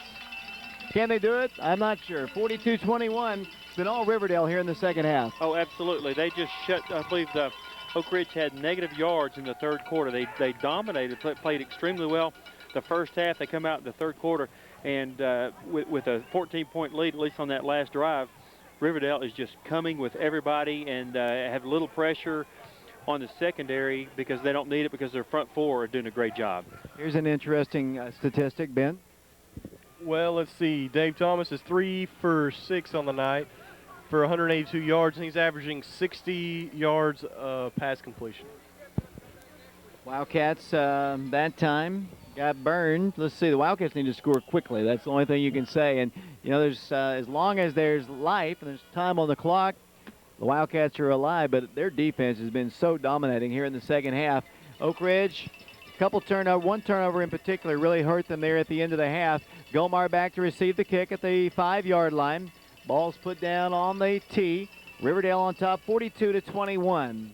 Big contingent of Oak Ridge fans trying to urge on the Wildcats as they'll pop it up again once again. They're aiming towards Connor Gulmire once again. He's standing around the 35-yard line. It's going to go a little deeper. It's going to be fielded by Leonard Blair. Leonard at the 20, at the 30, at the 35, up the field to around the 37-yard line, and that is where Oak Ridge will take over. First down, 10 yards to go. Wildcats have got to move the ball here, Scott. There's 11:39 to go, and somebody's season here, and the Wildcats are down 3 touchdowns. Yeah, they're going to have to score very quickly with 11 minutes and a half left to go in this ball game. Down 21 points, you got to do what you can to strike quickly. I think Cookeville went back in the shotgun and just gunned it. I think that's what they did. The Wildcats have not come from the shotgun tonight. Might give Scott a little extra time as they come up to the line. 2 receivers split to the right. A wing to the right is Gulmire. The handoff goes misdirection to Spencer for about a yard. 2 yards to go as we tick it on down with 11:33 to play. Chad Hunter there on the stop. It'll be second down and 9 yards to go. The ball's put down at the 38-yard line. Oak Ridge moving right to left here. It's been all Riverdale in the second half. We had a great first half, and Riverdale's had a great second half, but the Wildcats have struggled, giving up a lot of yards here. In fact, the total yardage right now up to 356 for Riverdale. The Wildcats have 251, but the bulk of that came in the first half. Here comes Oak Ridge to the line. The fullback now is Jake Vane. A little quick screen pass complete to Ravel Coffey at the 40, at the 45 to the 50. Ravel Coffey across the midfield stripe all the way down to the 39-yard line of Riverdale before Oliver makes a stop. I think that's probably the first positive play of the second half. Oh, absolutely. That was a nice play. They've run that little bubble screen over the quick strike over there to Ravel Coffey. Gets the ball, cuts it straight up the middle of the field. Big gain for the Wildcats. At the Riverdale 39, 10:49 to play in the ball game. 42-21, Riverdale on top. For those of you Oak Ridge fans who missed this one, it's been exciting. The Wildcats still trying to get into the end zone, trying to make this a ball game. There's only 3 down. That's still possible. McMahon brings him up from the 39. Has time to pass. Now isn't breaking down. Now throws across the way. Pass is batted away. Batted away. Intended for J.J. Wells. Good defense by the Riverdale Warriors. Philip Stevenson. And, you know, they've got so many different players out there. I've called so many different names tonight here, Scott. Well, they don't. There's only a handful that play both the offense and defense, and we've seen the quarterback back there and a couple of the other ones. Looks like Oak Ridge is going to be called for a penalty here. I didn't see it. It was illegal motion. Spencer came in motion and didn't wait until the ball was snapped to start upfield. Good call. Ball is at the 44-yard line after the 5-yard step off. It'll be 1st and 15. 10:28 to play in the ball game. 42-21 the score. James Mitchell comes out of the ball game. The Wildcats have Rick Daniels Mulholland in it, tight end. He'll drift off out to the far left, to the right of the quarterback. J.J. Wells, Ravel Coffey. Jake Vane, the lone running back behind the quarterback. Spencer Gulmire in a little slot. Here's a quick pass. It's going to be batted away again. Nice play by number 5, Anderson once again. Second down, 15 yards to go. Their secondary was suspect according to some people, but I think they've played extremely well tonight. They have. That ball was thrown just a little bit behind the receiver. I believe it was J.J. Wells, and allowed the cornerback to come in and swap the ball down. Second down, 15 yards to go. The ball's at the 44-yard line. Oak Ridge moving right to left. Oak Ridge crowd making a little noise, trying to urge the Wildcats on. They're down 42-21 21. The Wildcats trying to avoid their second consecutive defeat in the semifinals, back-to-back years to Riverdale, and their 5th straight loss to the Warriors. McMahon brings them up from the 44, fakes the throw. Here Scott runs up the field, moves the ball that's a face to the mask. 40, and then down he goes. I didn't see a flag, though. Is there a flag down on the play? Scott McMahon got brought down hard by what appeared to be a face mask, and let's see, one of the Warriors a little slow to get up. He gained about 3 yards on the play, but it'll be 3rd down and about 12 yards to go. 3rd down and 11 yards to go officially with 10:07 to play. Scott? How in the world was that not a face mask? I mean, he was literally almost decapitated, and maybe got him by the side of the helmet. I'm not sure, but it sure looked like a face mask from up here. Down 3 touchdowns. The Wildcats are in 4 down territory. The nose of the ball right at the 40-yard line. 2 receivers split to the left. Once again, Scott McMahon brings them up. 3rd down, 11 yards to go. He rolls, he looks, he fires, wide open. Pass caught by Revell Coffey at the 24-yard line, and that'll be a 1st down for the Wildcats. Nice play, nice throw by Scott McMahon. 1st and 10 Wildcats. Yeah, it was a nice play. Scott just rolled out to his left side, and Revell Coffey just did a curl route. He sees him and throws it. He's open, and 1st down for the Wildcats. We just heard from the sideline. Kevin McKeithen told us that Leonard Blair is injured, has a sling on his shoulder, and is out. That's why he's out of the ball game. Jake Vane in the game for him. The Wildcats down 42-21. They have it 1st and 10 at the Riverdale 24. 3 receivers to the right. Wildcats come up. Only 9:20 to play in the ball game. Scott McMahon fakes the pitch, drops the pass. Looks, running, no place to go, sacked. He is not going to be able to run the ball against this team the way he has done this year. Chris Perkins is the man who makes the stop. Once again, good coverage down the field. No place for Scott to go. It's a loss of 5. 9 minutes to play in the ball game, and it is 2nd down and 15 yards to go. Yeah, Scott is just absolutely running for his life out there. They pursue so well. They're so quick. Up front guys are quick, and the linebackers just flow the ball very well. This is a fantastic football team. They're a lot of fun to watch. Riverdale on top, 42-21. 2nd down, 15. The ball back at the 28-yard line. McMahon brings him up. Back to pass, short drop this time. Lobs it up the field. Rick Daniels-Mulholland, he's got it for the touchdown for the Wildcats. Rick Daniels-Mulholland makes the catch, and Oak Ridge has 6 on the board. Nice play that time. Didn't have a whole lot of time. Scott just kind of threw it. Rick Daniels-Mulholland is going straight down the middle of the field, similar to the play they ran with Spencer Gulmire, and just leaped up and caught the ball and ran into the end zone. 42-27 the score. The Wildcats down 2. The Wildcats' Joe Alloy, the all-time single-season extra-point man, attempting this kick. It's on its way. It's up, and it is good. 8:29 to play in the ball game. The Wildcats down 42-28. And we'll be back with the Oak Ridge kickoff in 60 seconds.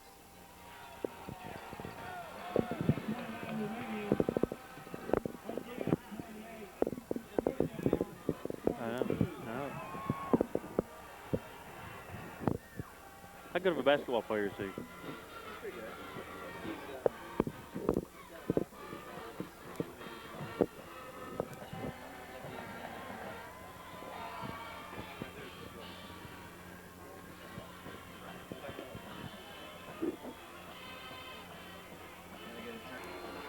Back here at Riverdale High School, 8:29 to play in the ball game, 42-28. The Wildcats trailing the Warriors.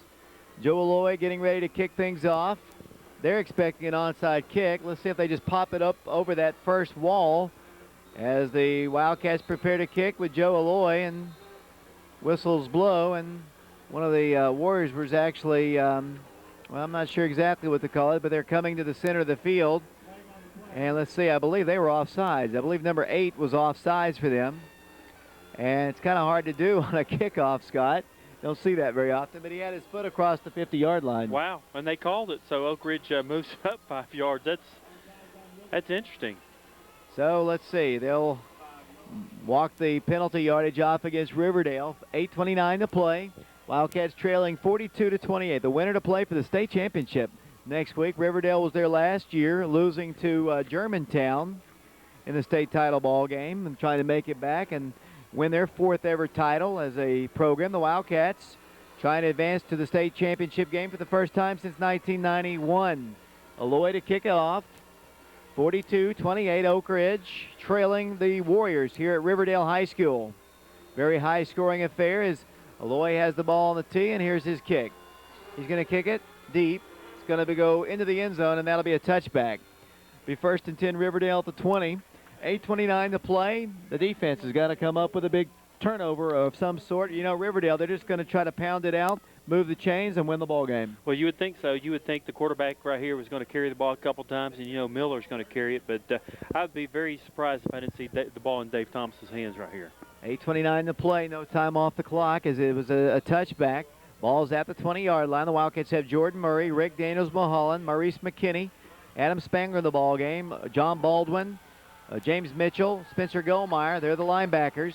Up to the line will come Riverdale. First down, 10 yards to go at their own 20-yard line. Thomas under center, hands it to Miller. Miller is hit after a gain of about a yard or so. As it ticks on down here, the stop is made by Chalmers Ivy of the Wildcats, and one of the Wildcats is down on the play, and I believe it is Spencer Gulmire. And doesn't appear to be a leg, and it looked like he caught one in the chin area. Kelly Rowland is out to attend to him.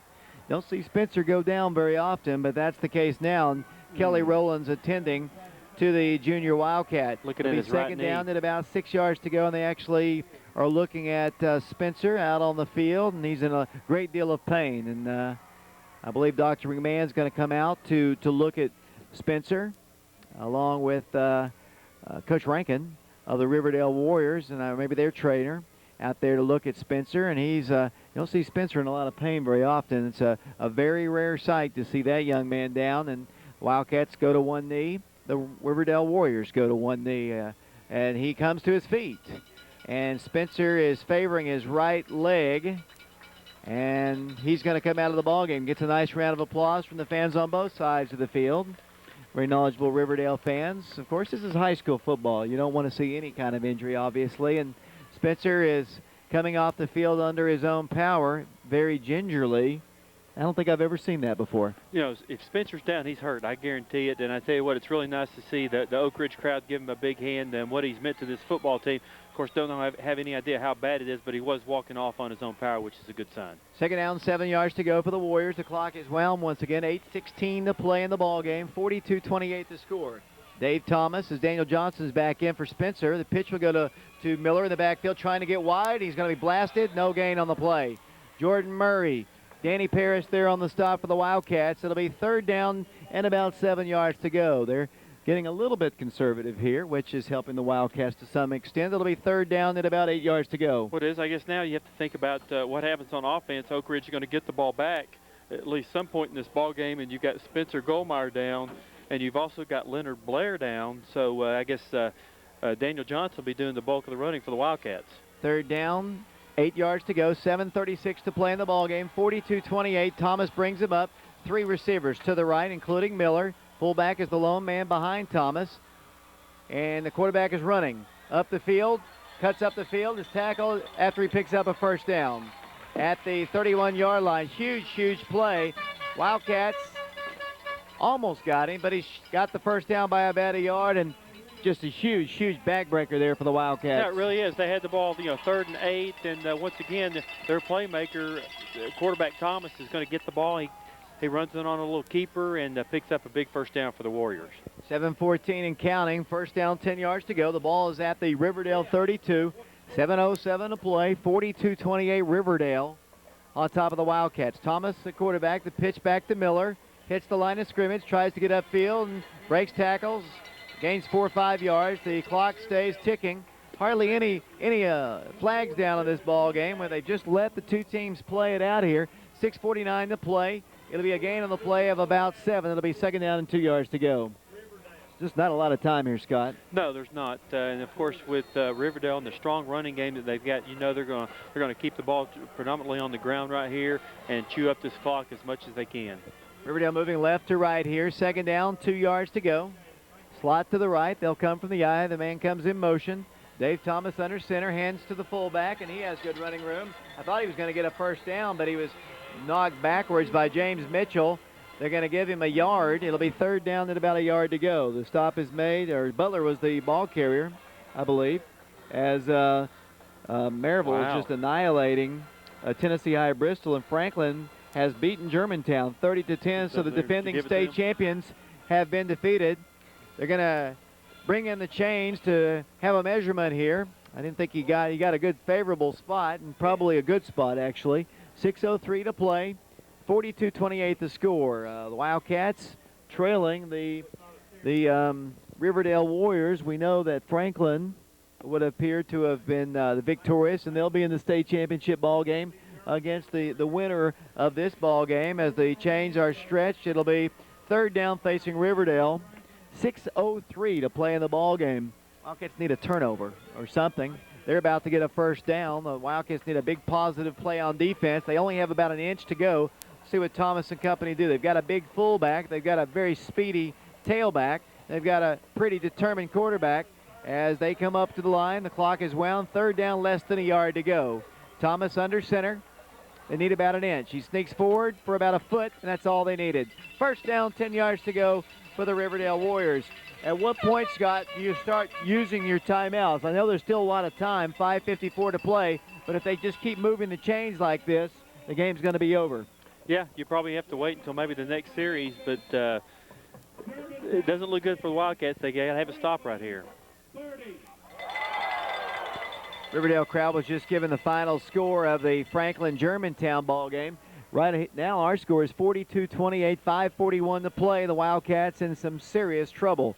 First down, 10 yards to go. The ball's at the 42-yard line. High formation once again for Dave Thomas. Back to pass. A lot of time. Goes down the field. The ball's up for grabs. Ball is caught. Flags are down. It's going to be a pass interference. Wildcat defensive back almost stopped. The ball was just floated up there. JJ and Revelle were down the field. They've gotten some huge plays on their passing. It's pass interference against Oak Ridge, and no doubt there was a lot of contact down there. The Riverdale Warriors have it inside the 20 on the pass play, and they've just made some huge plays in their passing game. As looks like it may be coming back. They haven't gone up there. I believe they've got offsetting. We've got actually. No, never mind. They didn't go up. It was pass interference for Oak Ridge. He signaled the wrong way a couple times. As they're going to take the penalty. Did he not catch the ball down the field there, Scott? Evidently he did not, or they would have had it at the 20-yard line. Well, I don't understand that. He clearly caught that ball. It looked like clearly caught that ball. Well, it'll be first down, 10 yards to go. The ball, that helps Oak Ridge. 10 yards. It's 10 yards. Or isn't that right? Or right, no, that's not right. First and 10. Handoff fullback, good running room. Up the field he goes. There's a flag in there. He moves the ball across the 30. We'll probably have a hold of some sort. I just don't understand. Maybe I just did not see it right. I thought he caught the ball. We'll have to check this call here. 42-28 the score. Official's going to say holding against Riverdale. So now they're starting to call everything. I know the Riverdale announcers to our right were talking about, well, they need to start call holding. They need to start call holding, and they did that one, and it goes against the Warriors. He said he dropped it. So it was, I guess, wow. Well, it was a good play. Like Good play by JJ. As he, well, hey, think about that, though. I mean, he's behind him. If he doesn't do that, it's a touchdown. So, every now and again, pass interference is not always a bad thing. First down, 11 yards to go. The ball is at the Oak Ridge 42. Only 5 minutes to play in the ball game. Riverdale on top, 42-28. A lot of frustration in this series. The Wildcats came to Riverdale as the handoff goes again to the fullback, and he moves the ball forward for a gain of about 3 or 4, driven back hard by the Wildcats. The stop is made by Maurice McKinney. 4:49 to play. Not a whole lot of time in the ball game for the seniors on this football team. It'll be second down, then about 8 yards to go. 4:41 to play. Got a senior up in the booth here, and I know he kind of on every single play here, Ben. Well, it's been a great season, David. Oak Ridge played good football, and it's going to be tough right here for Oak Ridge. They don't have much time left. It's not looking very good for them right here, David. Second down, about 8 yards to go. Thomas hands it off to the back, trying to get wide, trying to cut it up the field, moves the ball up the field, skips out of bounds. Well, that's what you don't want to do. Yes, stops the clock, but it's close to a first down though, right at the 35-yard line. That's where he went out of bounds. It'll be third down at about 2 yards to go. Stops the clock. Help the Wildcat cause. It'll be Third down, 2 yards to go. 4:12 to play. Kevin McKeithen called and told Mike Sheehan that Spencer has rolled his ankle and is doubtful, probable to come back in the ballgame if the Wildcats get the ball back here. Third down, about a yard to go. The ball's at the 34-yard line from the eye. Thomas hands it off to the back, who has a first down. Breaks a tackle. It'll be 1st and 10 at the 28-yard line. The Wildcats now just can't slow them down, and they might not ever get their hands back on the ball. Outstanding team from Riverdale. Boy. I mean, they're really good. They've got athletes all over the field. The Wildcats played them right up with them in the first half, but here in the second half, it's just been dominance. Well, the key to this ball game, if you ask me, is that third quarter, actually right before halftime when they scored twice right in a row, but then Oak Ridge came out, I'm not going to say flat, they just couldn't get anything done that third quarter, and all the momentum shifted to Riverdale. Under 4 minutes to play here. Thomas brings him up from the eye once again at the 27-yard line. Handoff to the fullback, and he's tackled by Maurice McKinney. The Wildcats stop him after a gain of about 2, but clock is ticking down. He'll be 2nd down and about 8 yards to go. Played Riverdale so many times, Scott, and we've come so close. You and I have not been to that state title ball game. We've been. This will be the I guess the 4th or 5th time that we've been so close. But unless something happens right here, the Wildcats are going to suffer a defeat to the hands of the Riverdale Warriors for the 5th time. 0-5 in the playoffs if a miracle doesn't occur soon. As Thomas pitches it out to Miller, stumbles out of the gate, moves the ball forward, and is going to be driven down. And then lose a couple plays. Let's see, the Wildcats need to use a timeout here unless he went out of bounds here. We're under 3 minutes to go here. And it is a loss on the play. It is 42-28. And, I just think you have to call a timeout right there because they're just not going to have enough time. And it's third down at about 15 yards to go, and precious time just ticking off the clock. Yeah, I think you're right. And, it's third down. If they don't get it here, you would expect Oak Ridge to call a timeout. But the clock is definitely in Riverdale's favor. I was going to say, Miller has not been the one who's really killed Oak Ridge. No, but Dave Thomas has made big plays. We're down to 2.5 minutes to play. Third down, 16 yards to go from the shotgun. Thomas brings him up. He's going to run it on a quarterback draw, and then either way he's going to be met and stopped. Now the Wildcats should call a timeout right here. And I see Coach Lussier signaling 2:14, 2:13. They get the clock stopped at 2:12. It'll be 4th down facing Riverdale. They lead Oak Ridge 42-28. I believe this equals the most amount of points scored against Riverdale this season. I think CPA on the first game of the year scored 28 on them. But the Wildcats trail 42-28. 2:12 to play in the ball game. 4th down, 15 yards to go. It's tough, Scott. Yeah, it is. What do you do here if you're Riverdale? It's 4th and 15. Do you go for it here? Do you try to kick it away? Or they'll probably go for it, I'd say. Well, we'll have to see. Thomas is a good punter. Looks like he's going to drift back. I just wonder about the status of Spencer across the field. And turned ankle. He's got bad ankles anyway. His ankles taped most of this last 2 or 3 weeks of the season. But to see him laying down on the field was something totally different and foreign to us. It'll be 4th down, 17, about 16 yards to go. Maybe not quite that high. It's about 16, I guess. They're in punt formation. The Wildcats drop back nobody to receive this punt. The Wildcats down 42-28, only 2:12 to play. The Wildcats have 2 timeouts remaining. Riverdale has 3. Nathan Forbes back at the station, and they're going to fake it, run it, move the ball forward, and not pick up the first down. The Wildcats will have it at the 30, and they'll take over on downs. Not a bad play. Yeah, it's a good call. They snap it back to Gaston Miller, who moves the ball forward. The Wildcats have it. 1st and 10 at the 31. Score quickly. Onside kick. Get the ball back. Score again. It's possible. They got to do it right here, though, Scott. I mean, no doubt about it. Absolutely. And I see Danny Pierce. He was going out of the game. Now he's going back in the game. And Spencer must not be able to go. They're going to have to throw the ball anyway. Daniel Johnson's a very capable back with a lot of speed. Scott McMahon brings him up from the eye. Receivers left and right from the 30. McMahon to pass. A lot of pressure. Across the way. Pass is caught by Oak Ridge's Ravel Coffey for a first down at around the 42-yard line. Minute 59 to play. Antoine Smith there on the stop. The Wildcats in their hurry up. Of course, the Wildcats were able to move the ball down the field against Riverdale in the last few minutes of last year's ball game, but they weren't down 2 touchdowns. The Wildcats come to the line. The chains are stretched. No time off the clock. Scott McMahon back to pass.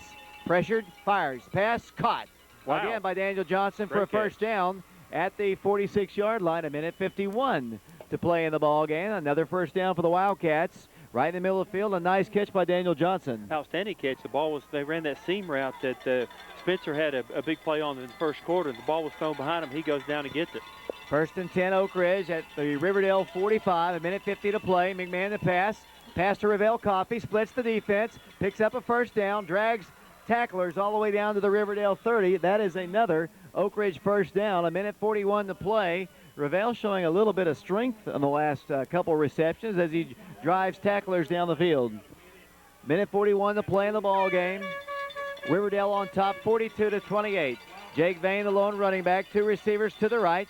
Scott McMahon at quarterback. First and 10 Wildcats. McMahon rolling, looking, running it up the field. 25. Flipped up at the 23. And let's see if the Wildcats use one of their timeouts. 1:30 to play. It'll be second down and about 3 yards to go. 1:26 to play in the ball game. The Wildcats need the play. And let's see, they come to the line. 1:20 and counting. Ball is at the Riverdale 23-yard line. I formation.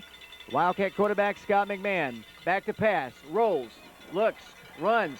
Needs to get rid of it. Sack. Flag is down. Let's see if we have pass interference down the field. It can't be pass interference, Dave. They didn't throw the ball, but it's got to be holding down there. I think it went back in the secondary, so I'd be shocked if that's not a hold on the defense. 1:05 to play in the ball game. The flag is down inside the 5. It didn't even look like there was an Oak Ridge player back in that general area of the, was James back there? JJ was, okay. Is holding against the defense, and that'll give Oak Ridge a first down. 1:05 to play. Still live for the Wildcats. They've marched the ball inside the 20. They trail, though, 42-28. Anything can happen. You score right here, Scott. And then an onside kick, and it's still life. As the Wildcats, as they step the yardage off and a break for Oak Ridge. As the holding call goes against Riverdale. Ball's at the 15-yard line of the Warriors. And a timeout is asked for by Oak Ridge. The Wildcats will have one. We'll hold it right here. 1:05 to play in the ball game. 42-28 the score. The Wildcats playing currently without Spencer Gulmire, who was hurt on the last series. Was that on offense or defense? I'm trying to remember now. Defense. It was on but Daniel Johnson has a big catch on this particular drive, and Wildcats have been able to get some yardage. In fact, Wildcats total yardage 354. Riverdale has 388, so very close, except on the scoreboard where they lead by 2 touchdowns. Big plays in the ballgame have really hurt Oak Ridge. A couple turnovers, one turnover in particular, but you know the Wildcats still have life. The ball at the Riverdale 12. They're going to have to do it, and they're going to have to do it in a hurry here, David. You'd like to see them take a couple shots at the end zone. They're on the 12-yard line, so go ahead and throw it in the end zone and hopefully score, make the extra point, and get the onside kick. Wildcats score with Rick Daniels-Mulholland down here the last trip. Wildcats trail 42-28. 1:05 to play in the ballgame. I formation. Scott McMahon, first down and 10. Back to pass. Everybody's coming. He floats it up. It's going to be intercepted in the end zone. And that is going to do it. Just too much air under that one. Revell was the intended receiver. Just floated it up there, and very similar to what happened last year as the game came to a close on an interception. Riverdale is going to seal the win unless they fumble, and they're just going to go to the victory formation. Scott just floated it up there, and they were playing back, and it was an easy interception for number 5, Anderson, and Riverdale's going to beat Oak Ridge again. Absolutely, and I tell you what, Oak Ridge, they never backed down. They gave it absolutely every single thing they had. Looks like Riverdale will take a timeout to get their offense on the field. I think Oak Ridge has one timeout, so they can stop it once, but looks like Riverdale's going to come away with another big victory, and this is a very, very good football team. You know, we saw them last year in the semifinals when they really were just kind of starting to gel at that time, and they have not missed a beat since then, and a very, very explosive offense and a good defense to go with it. My, how the first half, it was such a close ball game, exciting, a shootout basically, with the Wildcats actually leading a couple different times during the course of the first half as their tomahawk chop starts once again. Wildcats, as we mentioned, can only stop the clock one time. And you got to feel for Scott McMahon there. He has made a couple bad decisions. The one interception here in Riverdale in his own territory late in the first half, a terrible one, but he has played so well. The all-time leading passer, and you can't fault him. He's been under such tremendous pressure all night long by this outstanding Riverdale team, and the Wildcats are, I think, just going to allow the clock to tick down. They can use their final timeout, and they do with 51.5 seconds to play. 42-28. Scott, so close, but once again will be denied. Yeah, I mean, you look at the 42-28. If you ask me, it's a lot closer than that. Oak Ridge really, that third quarter just couldn't get anything done in that third quarter. But really toe-to-toe with this team, and I'm impressed with Riverdale. I had my reservations coming into this ball game, but they are the real deal, and really probably the best team that we've seen in quite some time. Just so many weapons. I mean, they've got more athletes out on the field. Riverdale has a few athletes. They have just a total. I mean, the whole team is athletic. I mean, even their linemen, the big linemen, they can run better than a lot of players we've seen who are skill guys for other teams. Second down, 12. Some of the fans beginning to file out. A lot of disappointment on the Oak Ridge sideline, as you would have guessed, as they've gone to the knee. It'll be third down, 12 yards to go, and they'll only have to snap it, I think, only one more time. It'll be third down and 15. You look at the seniors like Bennett Rye, who didn't get an opportunity to play tonight, Scott McMahon, Aaron White, going down the list here. I don't want to miss anybody. Austin Crow, Mac Johnson for the Wildcats. Also, Emmanuel Isang, who went down to the McMahon County game. But Joe Alloy, and there's the final snap of the ball game. Wildcats, Rick Daniels-Mulholland. You got a feel for James Mitchell, leading as the all-time leading tackler in Oak Ridge history. John Wilson for the Wildcats. Chalmers Ivy, Maurice McKinney, Nick Fletcher for Oak Ridge. Oak Ridge also has seniors Michael Friels, who closes out a great career. Adam Spangler for the Wildcats. And, of course, Brian Rayfield. A lot of players returning, but they thought they could come to Riverdale and win.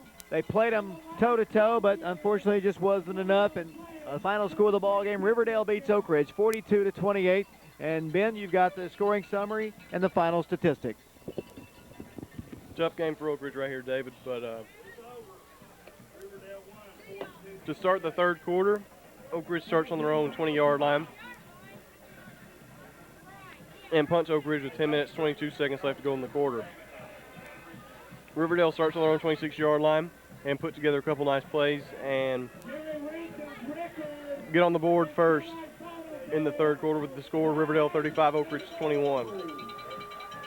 Oak Ridge once again has to go forward out and punt after the kickoff from Riverdale. So Riverdale starts on their own 35-yard line, but they fumble and Oak Ridge recovers, and and Oak Ridge has the ball in Riverdale territory on the 49-yard line. But once again, Oak Ridge can't get it done right here and have to punt to Riverdale. Riverdale starts on their own 12 off the punt from Oak Ridge. A face mask on Oak Ridge gives Riverdale a first down and moves the ball to their own 24-yard line. And they finish this play like a lot of the other ones, or a few of the other ones they did tonight, on a 71-yard touchdown pass with 11 minutes, 45 seconds left to go in the fourth quarter.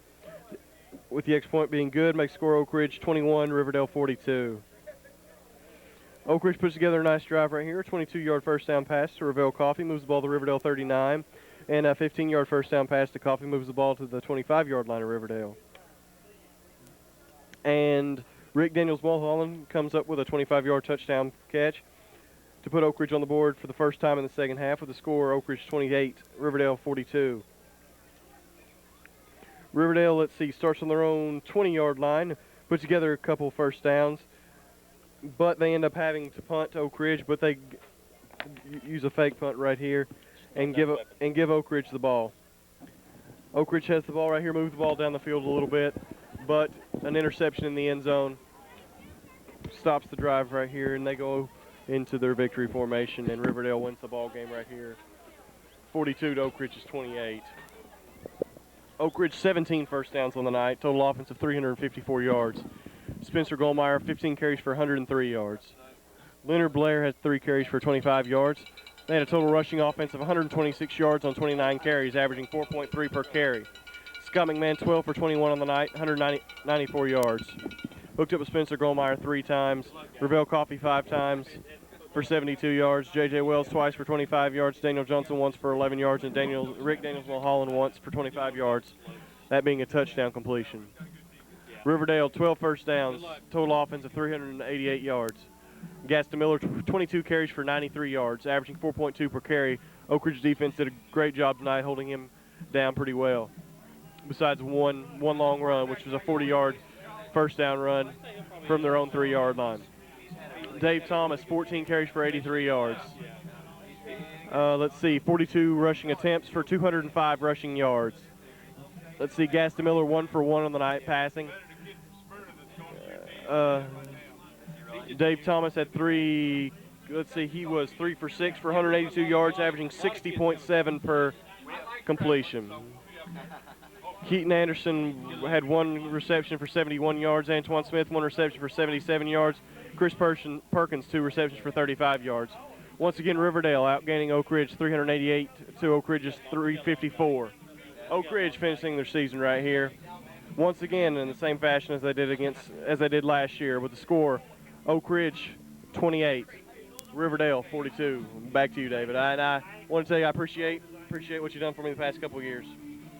Man, you didn't have to say that. I appreciate everything you've done for me, and hopefully you won't be a stranger. This isn't goodbye here, Ben. You're making me sad here for a second. But Ben's been doing stats for like three years now, and has done a great job. Ben's making me sad here. But I do appreciate that, Ben. You've been just outstanding doing this job, and thank you very much. And have a safe trip home. I know you're on your way back. Ben Peters, our statistician. Final score 42-28.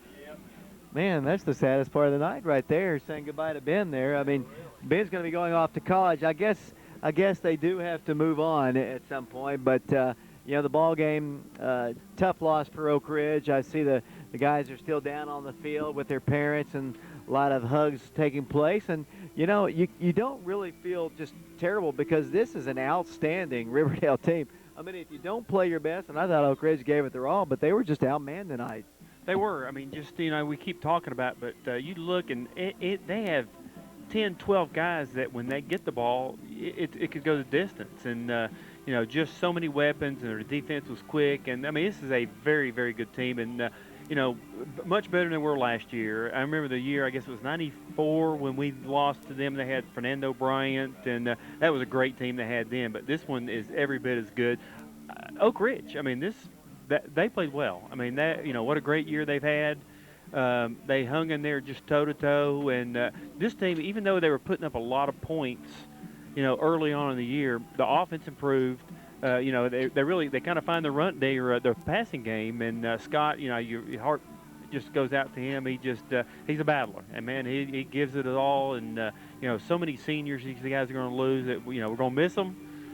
But, it's almost time to start. These guys will be in the weight room here in a couple weeks and get ready for next year. Mike, your thoughts here?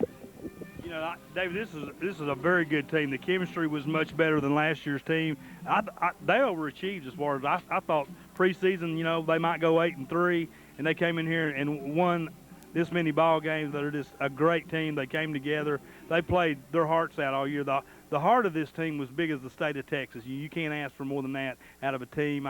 I'm extremely proud of these young men. They have accomplished a great deal. Irregardless of this game tonight, David, they're all winners in my book. Let's take a break here. Send it back to Nathan Forbes, our engineer back at the station. We appreciate him, and Jason Palmer back at the station. So we know it's Riverdale and Franklin for the 5A state championship next week at Middle Tennessee State University. And I think we know it's Maryville and somebody in the state championship ball game. Going to send it back to Nathan. Once again, the head coach of the Wildcats, Bruce Lussier, will be wandering his way up here, the head coach of the Oak Ridge Wildcats, to talk about this game. The Wildcats lose it 42-28. We'll be back to Riverdale High School in 2 minutes. Coach Lussier has joined us here. Coach, we know there's a lot of people to talk to, and disappointing night here at Riverdale because of the scoreboard, not winning the ball game, but you played a whale of a ball game. You came here on their home field against perhaps one of the most athletic teams. They just have speed everywhere. They've got athletes that their linemen can move to the ball so well. But you played them toe-to-toe, especially there in the first half. Had the lead a couple of times, but a couple big plays, some breakdowns, and when you've got guys that can go the distance on every play, you can't afford to have those things. And unfortunately, those happen. They made big plays out of them. Good teams will do that, and they win the ball game.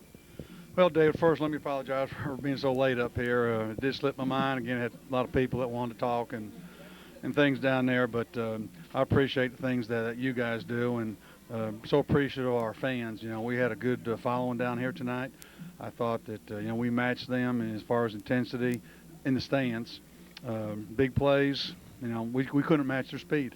You know, they just had too much speed on the field, and speed translates into big plays, and you saw a lot of big plays tonight. I'm proud of our kids for fighting to the finish. We could have given up way early in the second half, and they didn't. They hung in there, and even to the end, I thought, you know, we get that score down there, onside kick, we were going to get it, and I thought we had a chance. But it just wasn't meant to be, I guess.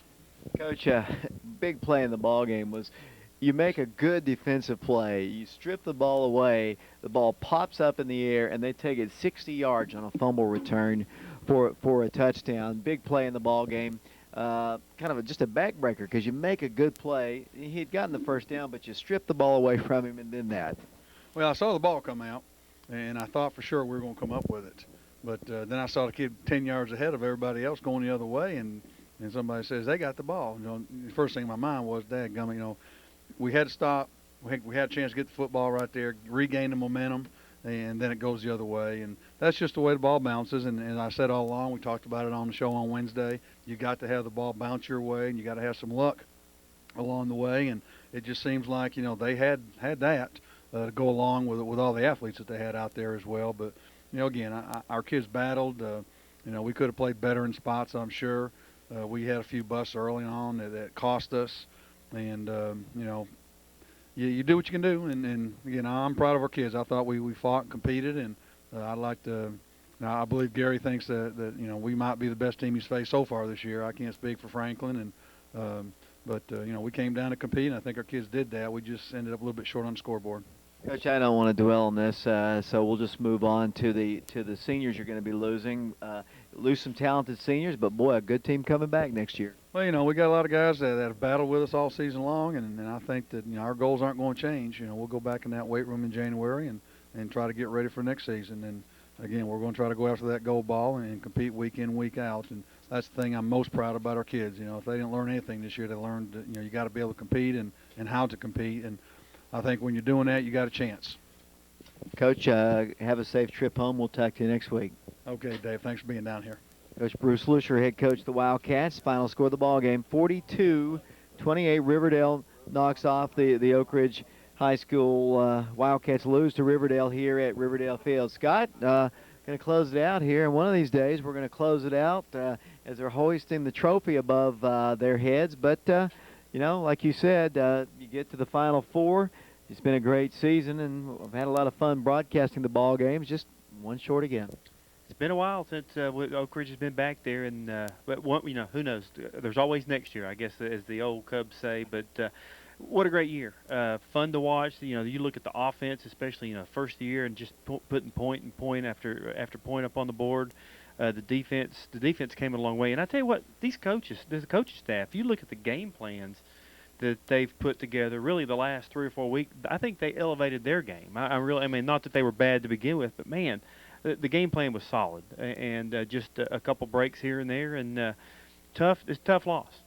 Let's close it out here. 42-28 the score. The final score, Riverdale beats Oak Ridge. We appreciate our engineers, Jason Palmer and Nathan Forbes, our camera personnel all season long that I mentioned earlier. Once again, we have a basketball game tomorrow at 10 o'clock a.m.